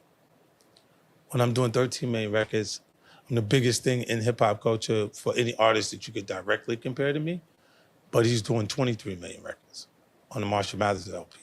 So I know that there's room for growth, and I traveled. I said, the Marshall Mathers LP plaque, it was in our business manager's office. I only trust those people with my money because they had M's money. Mm.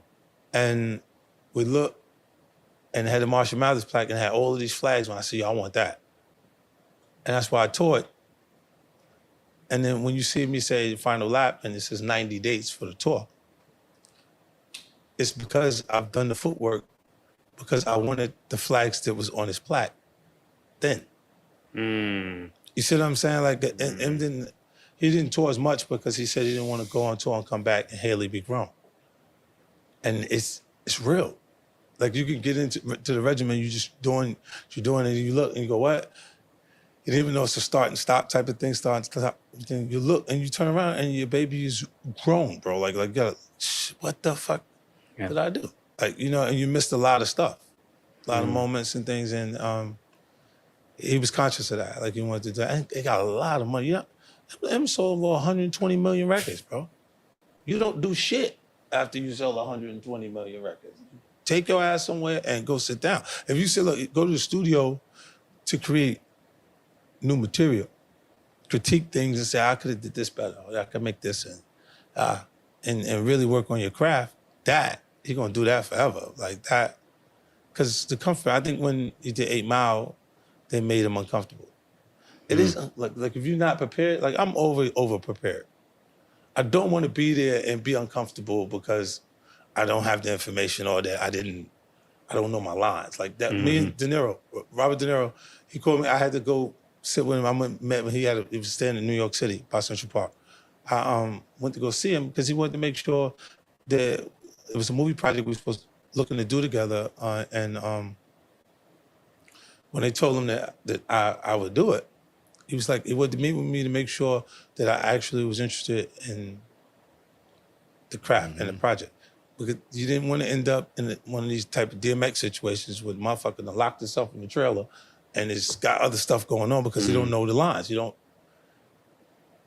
know what you're supposed to be doing today. Like, you know what I'm saying? And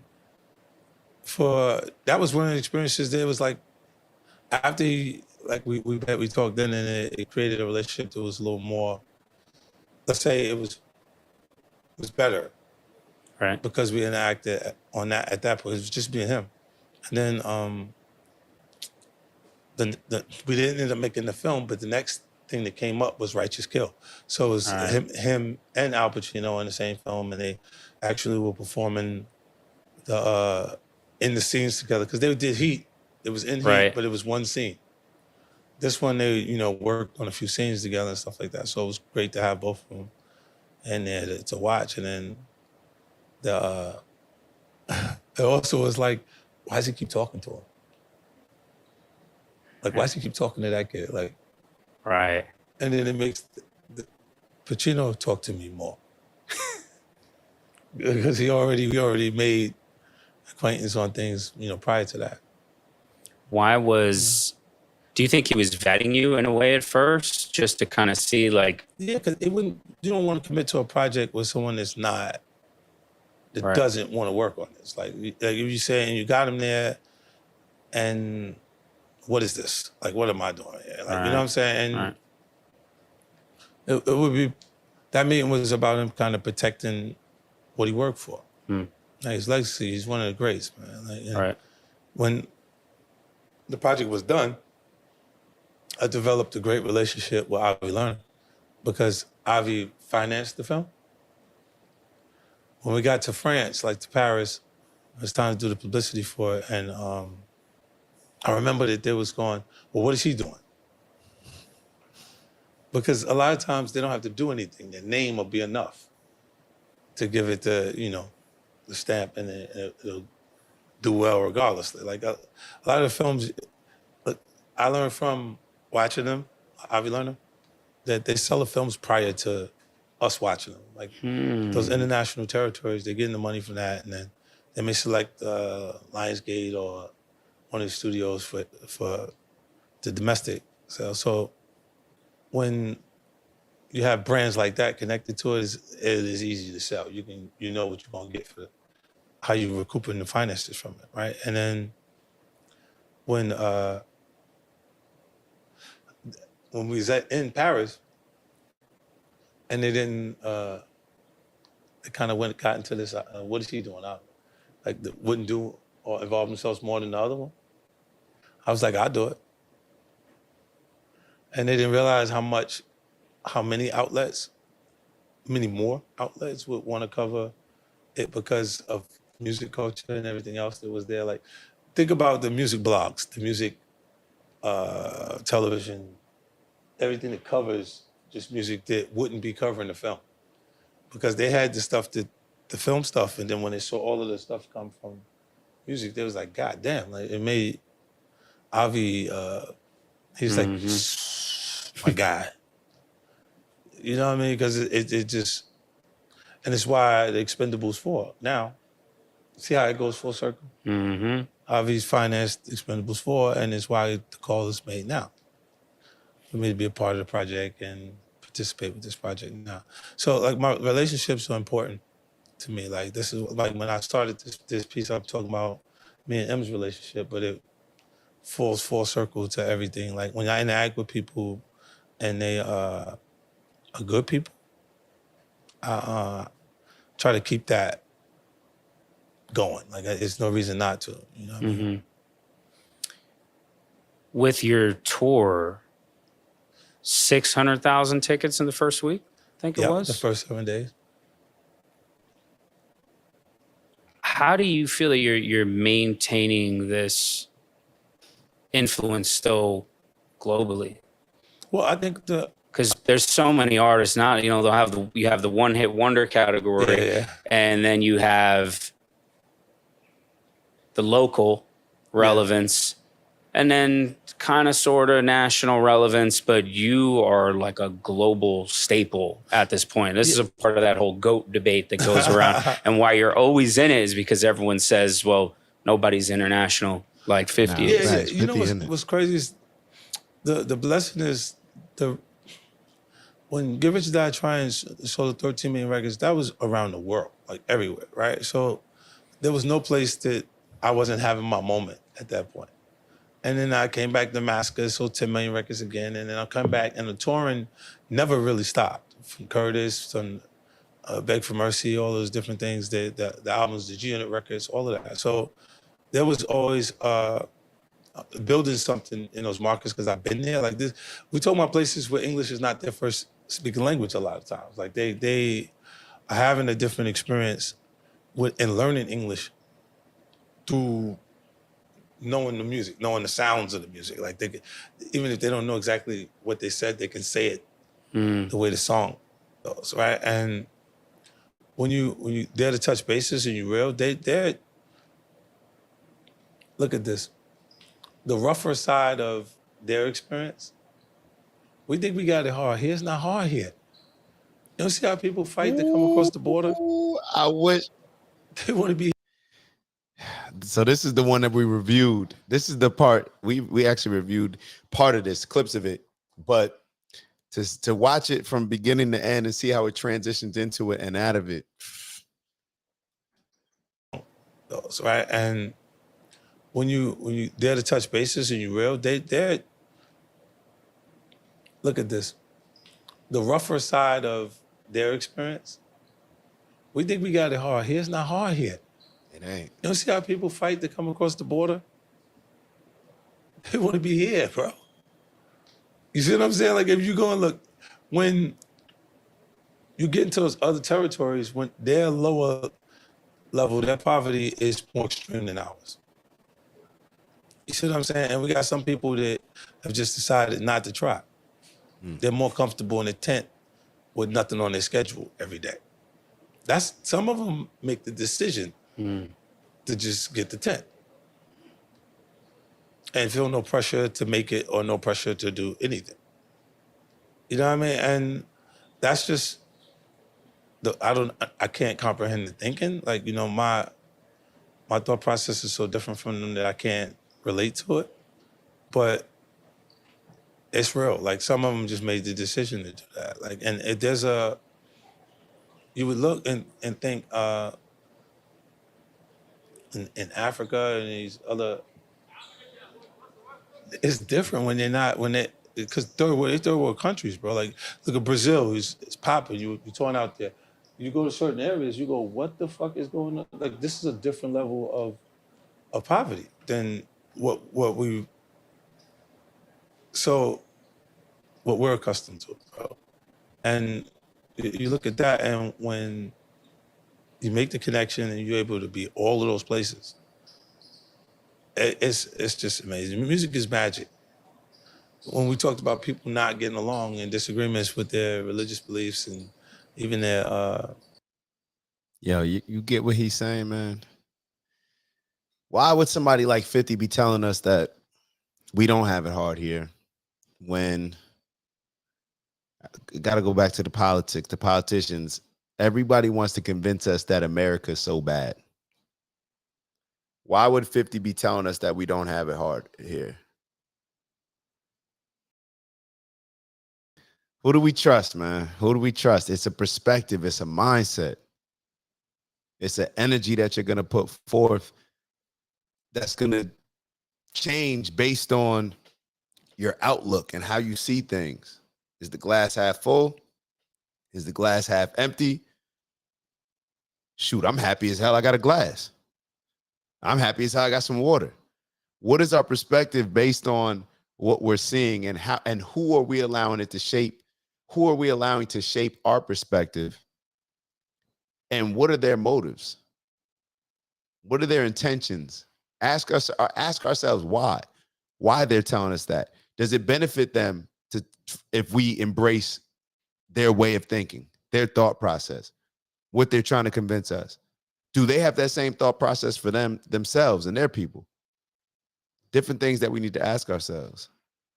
Political beliefs and everything. They still, all those people who disagree will enjoy themselves when the right music comes on. They will take a break from that shit to have a good time right then, because it's not about their beliefs at that point. It's about just enjoying yourself. And this is why I try not to over-involve myself in politics. Well, I may have my opinion, say my opinion, but I'm not answering. You would not believe how many people inquire after, once they use it, because it turns into national news. Mm-hmm.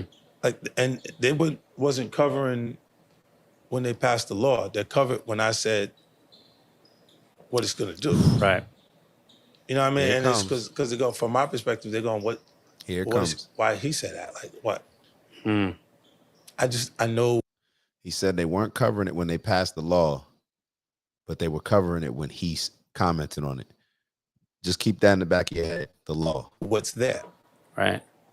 You know what I mean? Like, it's going to turn into things like we're going to be getting everything from Amazon, your toothpaste and everything else. Because then if they're making it where the smaller theft is not even a penalty for it, Right. the person that's getting high would just be. Did you hear what he said? They're making it. He said you're making it so the smaller theft, there's no penalty for it. I didn't even peep that he said theft when I initially heard it. They're making it so the smaller theft, there's no penalty for it. Where the smaller theft is not even a penalty for it. Right. The person that's getting high would just be standing in front of the store going, yo, give me the $15. I'll go get everything you want. Tell me what you want. And just walk in the store. All this stuff is free. And you give them $15 and you give $30 worth of shit. And you just go home. Why would that not happen? Why would that not happen, bro? You see what I'm saying? Like, if you these laws, it just doesn't make sense to me that you. So that's like, happening in New York too, I think. When where you grow up, the circumstances I grew up under, Bro, yeah. make me have a compass or a way to feel out what would happen under the scenario. Like, and I look and go, nah, and they're gonna do that until they regress and becomes easier to do something that is not within the law until you see them do more extreme things. This is why you see, even in the towns that they tried it in early on, a spike in violent crimes and everything. You know, but I don't have political aspirations. I don't So really have the no. conversation. I'm just like, I'm not gang. I do not gang Be bang. plastered everywhere. I think the music plays a big part, but I think it's also just your perspective, because what's really interesting is you're a trusted source because people know that The you experience, yeah. right. The experience Actually is come there. from it. So you look at Because people don't even know what is true anymore. It seems in a lot of you look- ways, but everyone knows what's everyone knows 50's 50, and that's Yeah, that's and it. you're going if there's a, I wouldn't want it to be any other way either, because it's the way that look. Even the hip hop music, our culture loves things that are damaged, right? You'll see things re-enter or reconnect to the music, right? And they say if the person's been battered or bumped around through the experience, it becomes more exciting to see them sound so beautiful. It sounds perfect on the song when it's a hit song, and when they connect, and you know that all of the damage is there. It's exciting to watch, bro. Like it's exciting to watch, and then it's very rare that you see artists that connect that don't have a backdrop. Where's the really wealthy kids creating hip hop music that are in the number ones or in the higher end of the chart? Mm-hmm. That doesn't think happen. so, They yeah. usually have some sort of story or some sort of experiences that they could put into the music. You know what I mean? And that's the. I mean, I think it's a cool part of it, but it's also it jades people's at points. Helps shape a new idea of how things should be. Like you know, like you look now, we got so many women, which is positive. So many new females in hip hop, probably the most Yep. I've seen ever. Like from we just hit the 50th year of hip hop mark, and but this is probably the maximum amount of female artists at one time. So what you get is how is it being in a male dominant industry and being like one of the only females, and they go, well, Yo, I just realized that he scheduled his tour around the 50th anniversary of hip hop, and I know he had a couple things in New York, but I know it's been real big in the States, or in New York.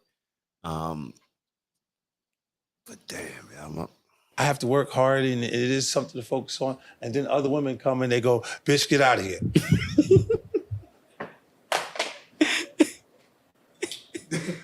Yeah, because when the other women come, they become competitive. It becomes the battle. It becomes what hip hop culture is. You see what I'm saying? I watched the narrative shift because it wasn't a lot at one time, and then it grew fast. Yep. So it's a lot. It's like one record here, one record here, one record here. So it's like 5 new female artists. Even when they connecting easier than the male talent, because people, I hear amazing things from artists, writers that doing things, and then I look at them, and I'm saying, is it true? What he saying? Is he telling you the truth? Because that's really the only question, is if he's really who he's saying he is on this record, because it is good. And then a lot of it is not real because they're just saying what they're saying, but it's not really real. But for the females, we don't say, is it true? Because a lot of the times the things that she's saying it is what she was willing to say. Right? It says that this is okay by her in presentation, because the things that they're putting in the music it is sexual, a lot of it. Out of those new female artists that I told you that just popped up, it's very rare that you see songs or something come from them that don't have sexual references in them. You know, and the idea itself is sexual. You know, it's a different version of the same thing. It's probably really striking for you to see too. the female music more vulgar than the dudes. Like the generational connection now, like the Nicki Minaj with the Ice Spice and the or the Glorilla and the Cardi B, like all these different. That's amazing. I love Nicki. She's from Queens, Southside, right? Yeah. Her damage comes from the same place. She comes from the same like that. This is where it gets interesting for me to watch, because I look like when women have a dispute or a disagreement, I think that's female business. That's girls' business, because they get that can happen fast because they're emotional. Like they'll get into some things, have disagreement, and then they can resolve it faster than we can too. Like men will have an issue to go on longer Hmm. than they will when they decide to, right? But I don't hold those things to the same regards that I will hold the guys having issues. And it's really interesting to watch because I think when they get in the competitive mode, that they may bring greater material out of them. Like when you don't have a person to compete with, you need to make that person. Michael Jordan. It'll help you work when you're tired. You know what I mean? Like point to someone who does something well, and you go, all right, that's what I'm competing with. You don't got to notice him. You don't have to notify him. It's more sophisticated if you don't notify him. Right? But you know he's a great photographer. You know he's good at what he's doing or whatever it is, and it makes you push yourself to the next level and find something that, cinematographers, different things there that you want to make something great. Like now you're like, psh, I should have light a fire under you. You see something new come out from them, and you're like, he dropped that. Wait till you see what I'm gonna put this out. It's like Jordan always, Last Dance took it personal. This is what made him great, bro. You see what I'm saying? Look, when something's going on in him that the rest of them don't have, like they're playing the game. I gotta win. He's saying I have to win this ring. Like, and who these guys are supposed to? Yeah, I've seen it. Like it's almost. I think it fuels. It could be mistaken for a gangster energy. That when a person's like that, it's just driven, and it's like whenever a person's extremely focused, they're ruthless. Call that the guy that's aggressive, that's being violent in the neighborhood. Call that the district attorney that's giving them way more time than they should be actually getting for it. Yeah. But because she's focused on moving up in her career, and she feels like he did something, she want to give him the maximum amount. You can easily get bumped out the way when a person is extremely focused. And I think when I've even experienced with people, executives. Huh? Like I'm working with a guy, and then he I seen that he really, like when someone was telling him no, like he was looking at him like, what the fuck do you mean no? Like his energy really was like, I don't understand why you would fix your mouth to say no to me. Mm. And then I'm looking at him like, oh shit, like this is like for a split second, we are right back in the neighborhood around, you know what I'm saying? And I'm like, nah, like he said in this term that they couldn't take the products into the change that he was trying to get at the time. And he was like, who's financing this fucking guy? He was going over like, who's giving him the money to do what he's doing? Mm-hmm. Because his relationships would influence up there, right? To change his fucking mind and let him take it right now. You know, but I've seen some gangster shit that not from people that you would see as a gangster in any way, but it was the shit that was going on in him was completely gangster, bro. Like it was not like, no, I'm gonna get you shot or I'm gonna do this, but he was looking like, what the fuck do you mean? You telling me no? Like, are you crazy? Hold up, who's financing this guy? Cool. You see what I'm saying? Because he has people that's gonna call people to get to whoever's giving him the money to even have him exist, and say this fucking guy he's an idiot. He's telling us no. That he doesn't want to do this. Think it's the right thing. Like, what the fuck? Then later they change their mind. And hey yo, 50 really talking to the whole room. Like he's getting interviewed by one person. You see him like he's like looking around, like he talking to the whole room. That's what I was feeling like. That was some gangster shit. Like yo, this is the energy that I'm coming with from now on, yo. Like who? Like no. Like what you mean no? Like you nah. Like no. That's really what I'm coming with. Like not like who would you talk like why would you like? Are you confused? Like oh man. 50 finna get me fired. They Wow. told us no, bro. Told us no, and then I'm like, yo, he was like, what? Like, fuck do you mean no? Like, who? You see a person don't understand that you're not doing what I want to do?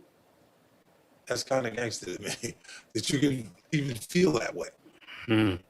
You know what I'm saying? Like, and not a lot of people achieve that, but because they constantly run into things that they can't just do it. But like when I said that my interest in money is me being able to do what I want to do when I feel like it's like not just fly on a jet when I get ready to, or cars or the house. I'm talking about if I want to make the series and they don't understand how good the series would be, I go make the series now. I got the writers, I put the thing together, I produce it, I make the series, I license you the series. If you would have saw it, you could have bought it. But now that you couldn't see it, you can license it and I can have the money after a few years, you just reverts back to me. You see what I'm saying? And then it changes. It even makes it makes the lap make sense. It makes the final lap make sense. Because when you look at the income off of it, it makes all of the things that I do on the other side minor for the year. You see what I'm saying? So you could put yourself in the position of someone who's your producer, you're getting ready to sell this project to the network, right? What the difference between my interactions with them is, I think the unwritten law is to appear not to need anything. Mm-hmm. Right? Because everybody will do you a favor when you don't need one. All right. Yeah. When you do need it, Forget it. you have a unique and special situation if someone wants to help when you do need it. Never act thirsty. That's what he's saying, bro. You act thirsty, people not gonna want to give you some drink. If you act like, yeah, I'm not tripping, I don't really need it. That's when people want to offer you stuff. But when They you see don't you as they see you as the powerful one. need it and you could potentially do a bigger favor for them in return at some point, most people find it a lot easier to do you that favor that you did, right? So when you come in and I'm not saying, please buy this show from me. I'm saying, look, this is the opportunity for us to have some success together. This is going to work, whether you like it or not. Like, so this is the stars component when I still have a deal. When I say I have 30 shows across 10 different networks, and like now and coming, and development coming out, they had to tell me no 23 times. 23 times they told me no, and another network told me yes. And I'm batting 100 on their network. Everything that I've released with them is a success. The highest rated shows they have. When you start saying, oh no, I have this idea, I want to do it my way, then you lose out on all the content that I was contractually obligated to give you. Because I did not miss one time the entire time. If you would have took that, you'd have been all right. But now, someone should get a bucket and start throwing water over the side because the boat got a fucking hole in it, bro. You can't see it sinking? The shit is sinking right in front of everybody. Yeah, like, and this is the type of situations that you see happening. And you can't. What you got to do is build until you can just decide to be it yourself. If no one else is enjoying being that, you know what I mean. And a lot of times wasn't receiving the accolades or the nod that you'd receive for the success of these actual projects. Look, if they compared it, they would probably compare the Power Universe to Yellowstone. The multiple successful spinoffs following the success of the show. And I mean, the advantage and connection of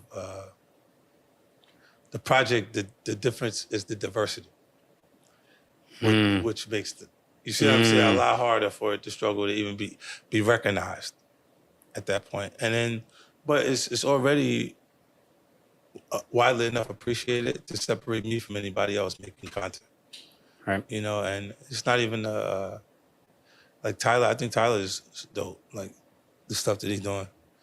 But we just got a different targeted audience, a different Right. like the content that you would receive from me in music, kind of a part of that experience, the journey, the things that you see me offering in television are organic on some levels. You Right. know? So like my passion projects or the things that I get excited about are things that kind of are relatable in the experience. Mm-hmm. When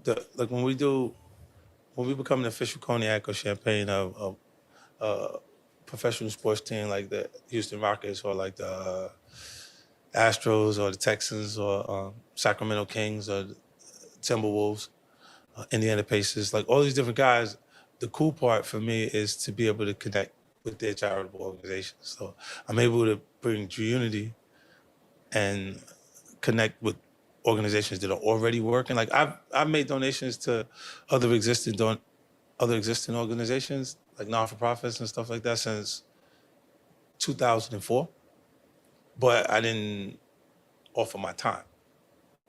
You know what I mean? I would just do it. And it makes a lot of people feel like that those are the things that, like it's a tax write-off, but I went past what I would have to do for taxes. I did different things, like, because it was just the right thing to do from my perspective. And that now I'm able to coordinate and be with, the reason why you see me more around philanthropy is because connecting through what they've developed on the ground is allowing me to get to something that I know is effective already. Because I'm able to see the stats and the things that it's already done. So it's not a waste of my time to be there. You know what I mean? And it makes me feel like now I'll go do that. Like if it was just something I'm creating in the environment myself, then it has to become a big deal. I have to work on it till it grows to be a big deal. Mm-hmm. When I can pop and plug into different things in different areas because of my personal interest in wanting to do it, that's the best way to do it. Like I think is because these organizations are like the biggest organizations in those areas. Like you go to Sacramento, the Kings are everything. Like in these different areas, it's like during that like when basketball season is running, it is the biggest. Yep. You know what I'm saying? So they've gone through that process and vetted organizations themselves to get to where they're at with what they have, and then it allows me to extradite past that process and kind of come in, and then their relationships. I'm making relationships at the most effective programs instead of just being involved with things that are not put together, like are not as well put together, and I think look, it is the cheat sheet for me because I probably wouldn't be involved as much philanthropy, but having the relationships, it makes it a lot easier with those intentions, because you gotta look and say, this is like almost the guys that own the billion-dollar franchise, their resources of where they should be doing things in philanthropy, instead of me trying to figure it out, I'm tapping straight into what they've already developed in those areas. And now people understand why I decided to do it that way, because it's the most effective way. And with Science Spirits in general, I was, looking at it like we should promote conscious capitalism. And only because 10% of business would alleviate all extreme poverty. Mm-hmm. Just people are not conditioned to give away what they work for. But if they started those businesses with that mindset, you wouldn't feel how different is your life if we created Google? How different would our life be if we allocated 10% of what the proceeds from it to extreme poverty? From day one, that's the plan. It would not change one thing in our lives.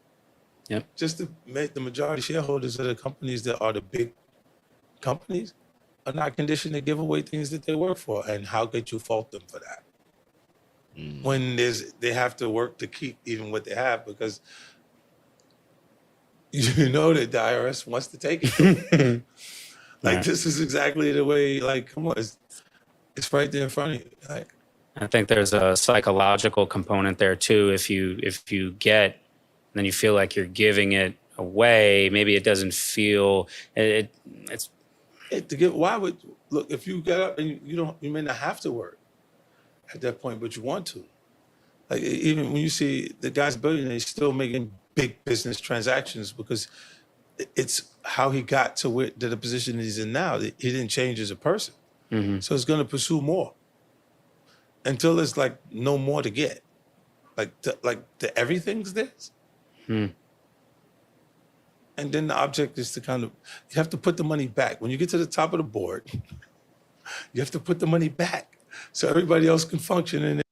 It's a fact what he's saying. Like, so he's saying what the conscious capitalism is, if people aren't used to doing it, and I believe that's why he's doing it with his company, is from the jump established 10% that you're giving away. Treat it almost like an expense or an invest, whatever it needs to do. It's over there. It's already allocated for. But afterwards, if you do it, then it's just gonna feel like, yo, I'm giving away all this money. I wasn't thinking like this. So I get what he's saying. And because it's not going to change anything in your life anyway at that point. The cars, the houses, the people that you pick. Some people know how to live better than others with or without money. They just sought out and picked a better person to share their time with. Damn. You feel what I'm saying? Even if you sleep in a one-bedroom apartment, you may be richer than a rich guy. You see what I'm saying? Your life, the fabric of your life and what you're doing and how you feel about yourself at the moment. People. If the person if that's sufficient for them, like, they don't, at the top of it, they're not, do you need that? right. Is the question. You know what I'm saying? Like, it's going, sometimes they say things, I'm like, what is that? Like, 60 million, 80 million. I don't think there's an $80 million house. Like, I don't think there's $80 million worth of things you can give me. Right. Like, if we sat down and thought of what to put in it, amenities, 80, that's not a house anymore. This is a playground. This is a facility, we can call it, and we probably should put seats in it and make Right. it one of these. Share it in some way. Yeah, so people could come and enjoy it. But other than that, I don't think that there's I guess everybody has a different version in their minds of paradise, like what that is.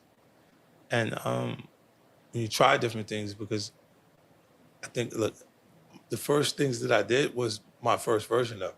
Right. And that's why I was saying that house that you need to do it. Right. You need to get it and have that and kind of be over what it feels like to have it. Right. And then know you don't require it. Like that you can function and still do what you want to do next under less. Did you have to go through all of that to then realize with Sire Spirits, like you were saying, if we were Larry Page, Sergey Bin, Google, right? That's why the philanthropy component was just built in from the start, because of all the experiences you had prior. You realize, like, okay, I have all this. Now I get what really is going to matter and what this is all really for. Yeah. It takes time for you to sort yourself out, to figure yourself out. Like, nobody comes ready, like, for success. We can anticipate it, we can want it to happen, and then when it takes place, we go, oh shit, like, we're not anticipating. When you praying for success, we're not praying for jealousy or envy, and you can't have it without those things coming into your life. Or entitlement, right? From people close to you, looking at it, you like with new expectations because of what you've done. And then there's I just think overall, like, you look at things and you say, everyone responds differently to the experience. Like, even your facelift, like, when you took it off, so now everybody looks at you different because financially you're this person that they know could secure what they would like for their lifestyle. So now the women all of a sudden is whoosh, it's coming, this is an onslaught of shit. You feel like you like Brad Pitt or some shit, like got a whole new energy like that to you that would make them just come to you. And men are conditioned to have what we can, not exactly what we want. So when you're in circumstances where you see things that you want and it just goes the way you want it to, it's awkward. It gets weird because you don't. I think when you still a whore, you're still a hoe because you're operating in that single male phase.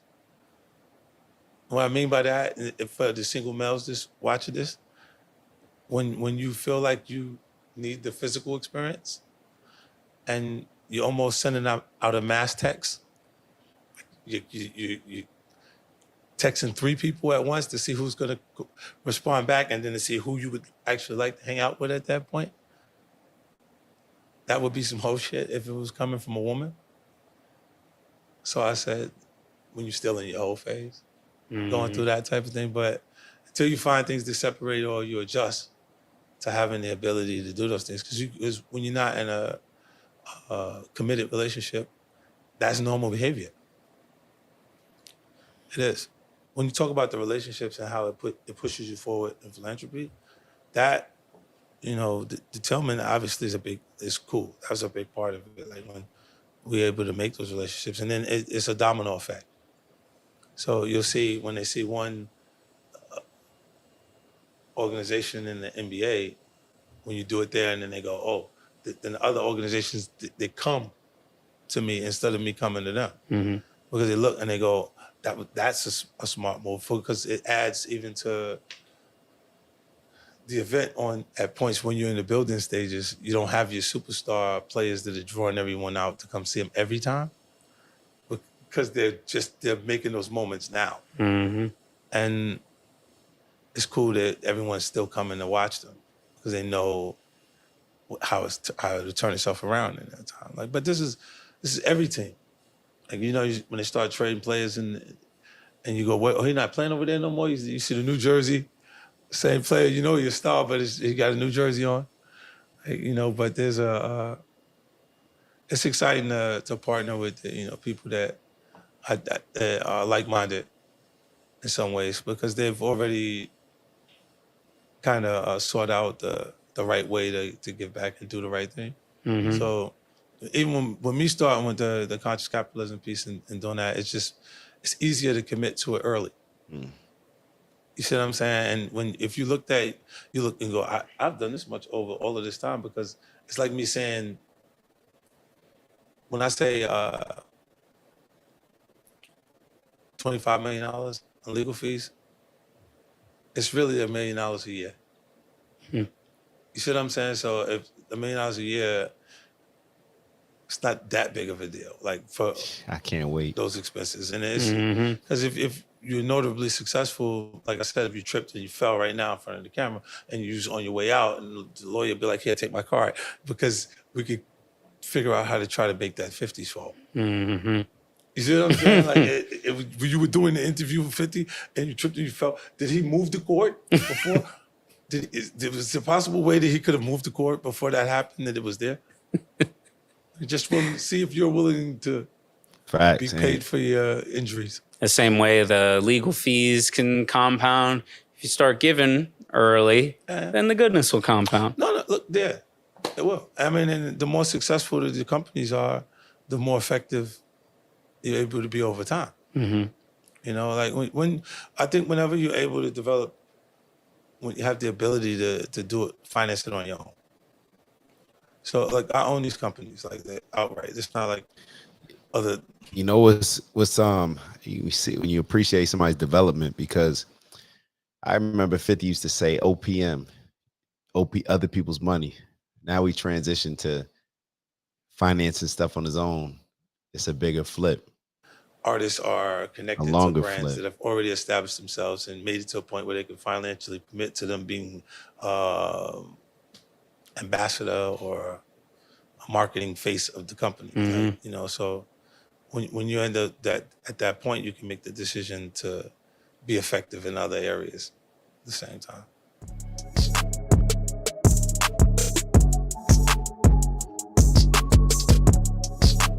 Shout out to Fifth, man. Damn. My boy, my boy, my boy. Yo, I don't even want to talk much. It's late. I'm about to run to the store, man. I want some juice. I'll see y'all later, man. Tomorrow, do we have a show? Or today? Nah. I'll see y'all tomorrow, as in Friday. Wake up. And I'll hit you up. Check your schedule, see what you got going on. But yo,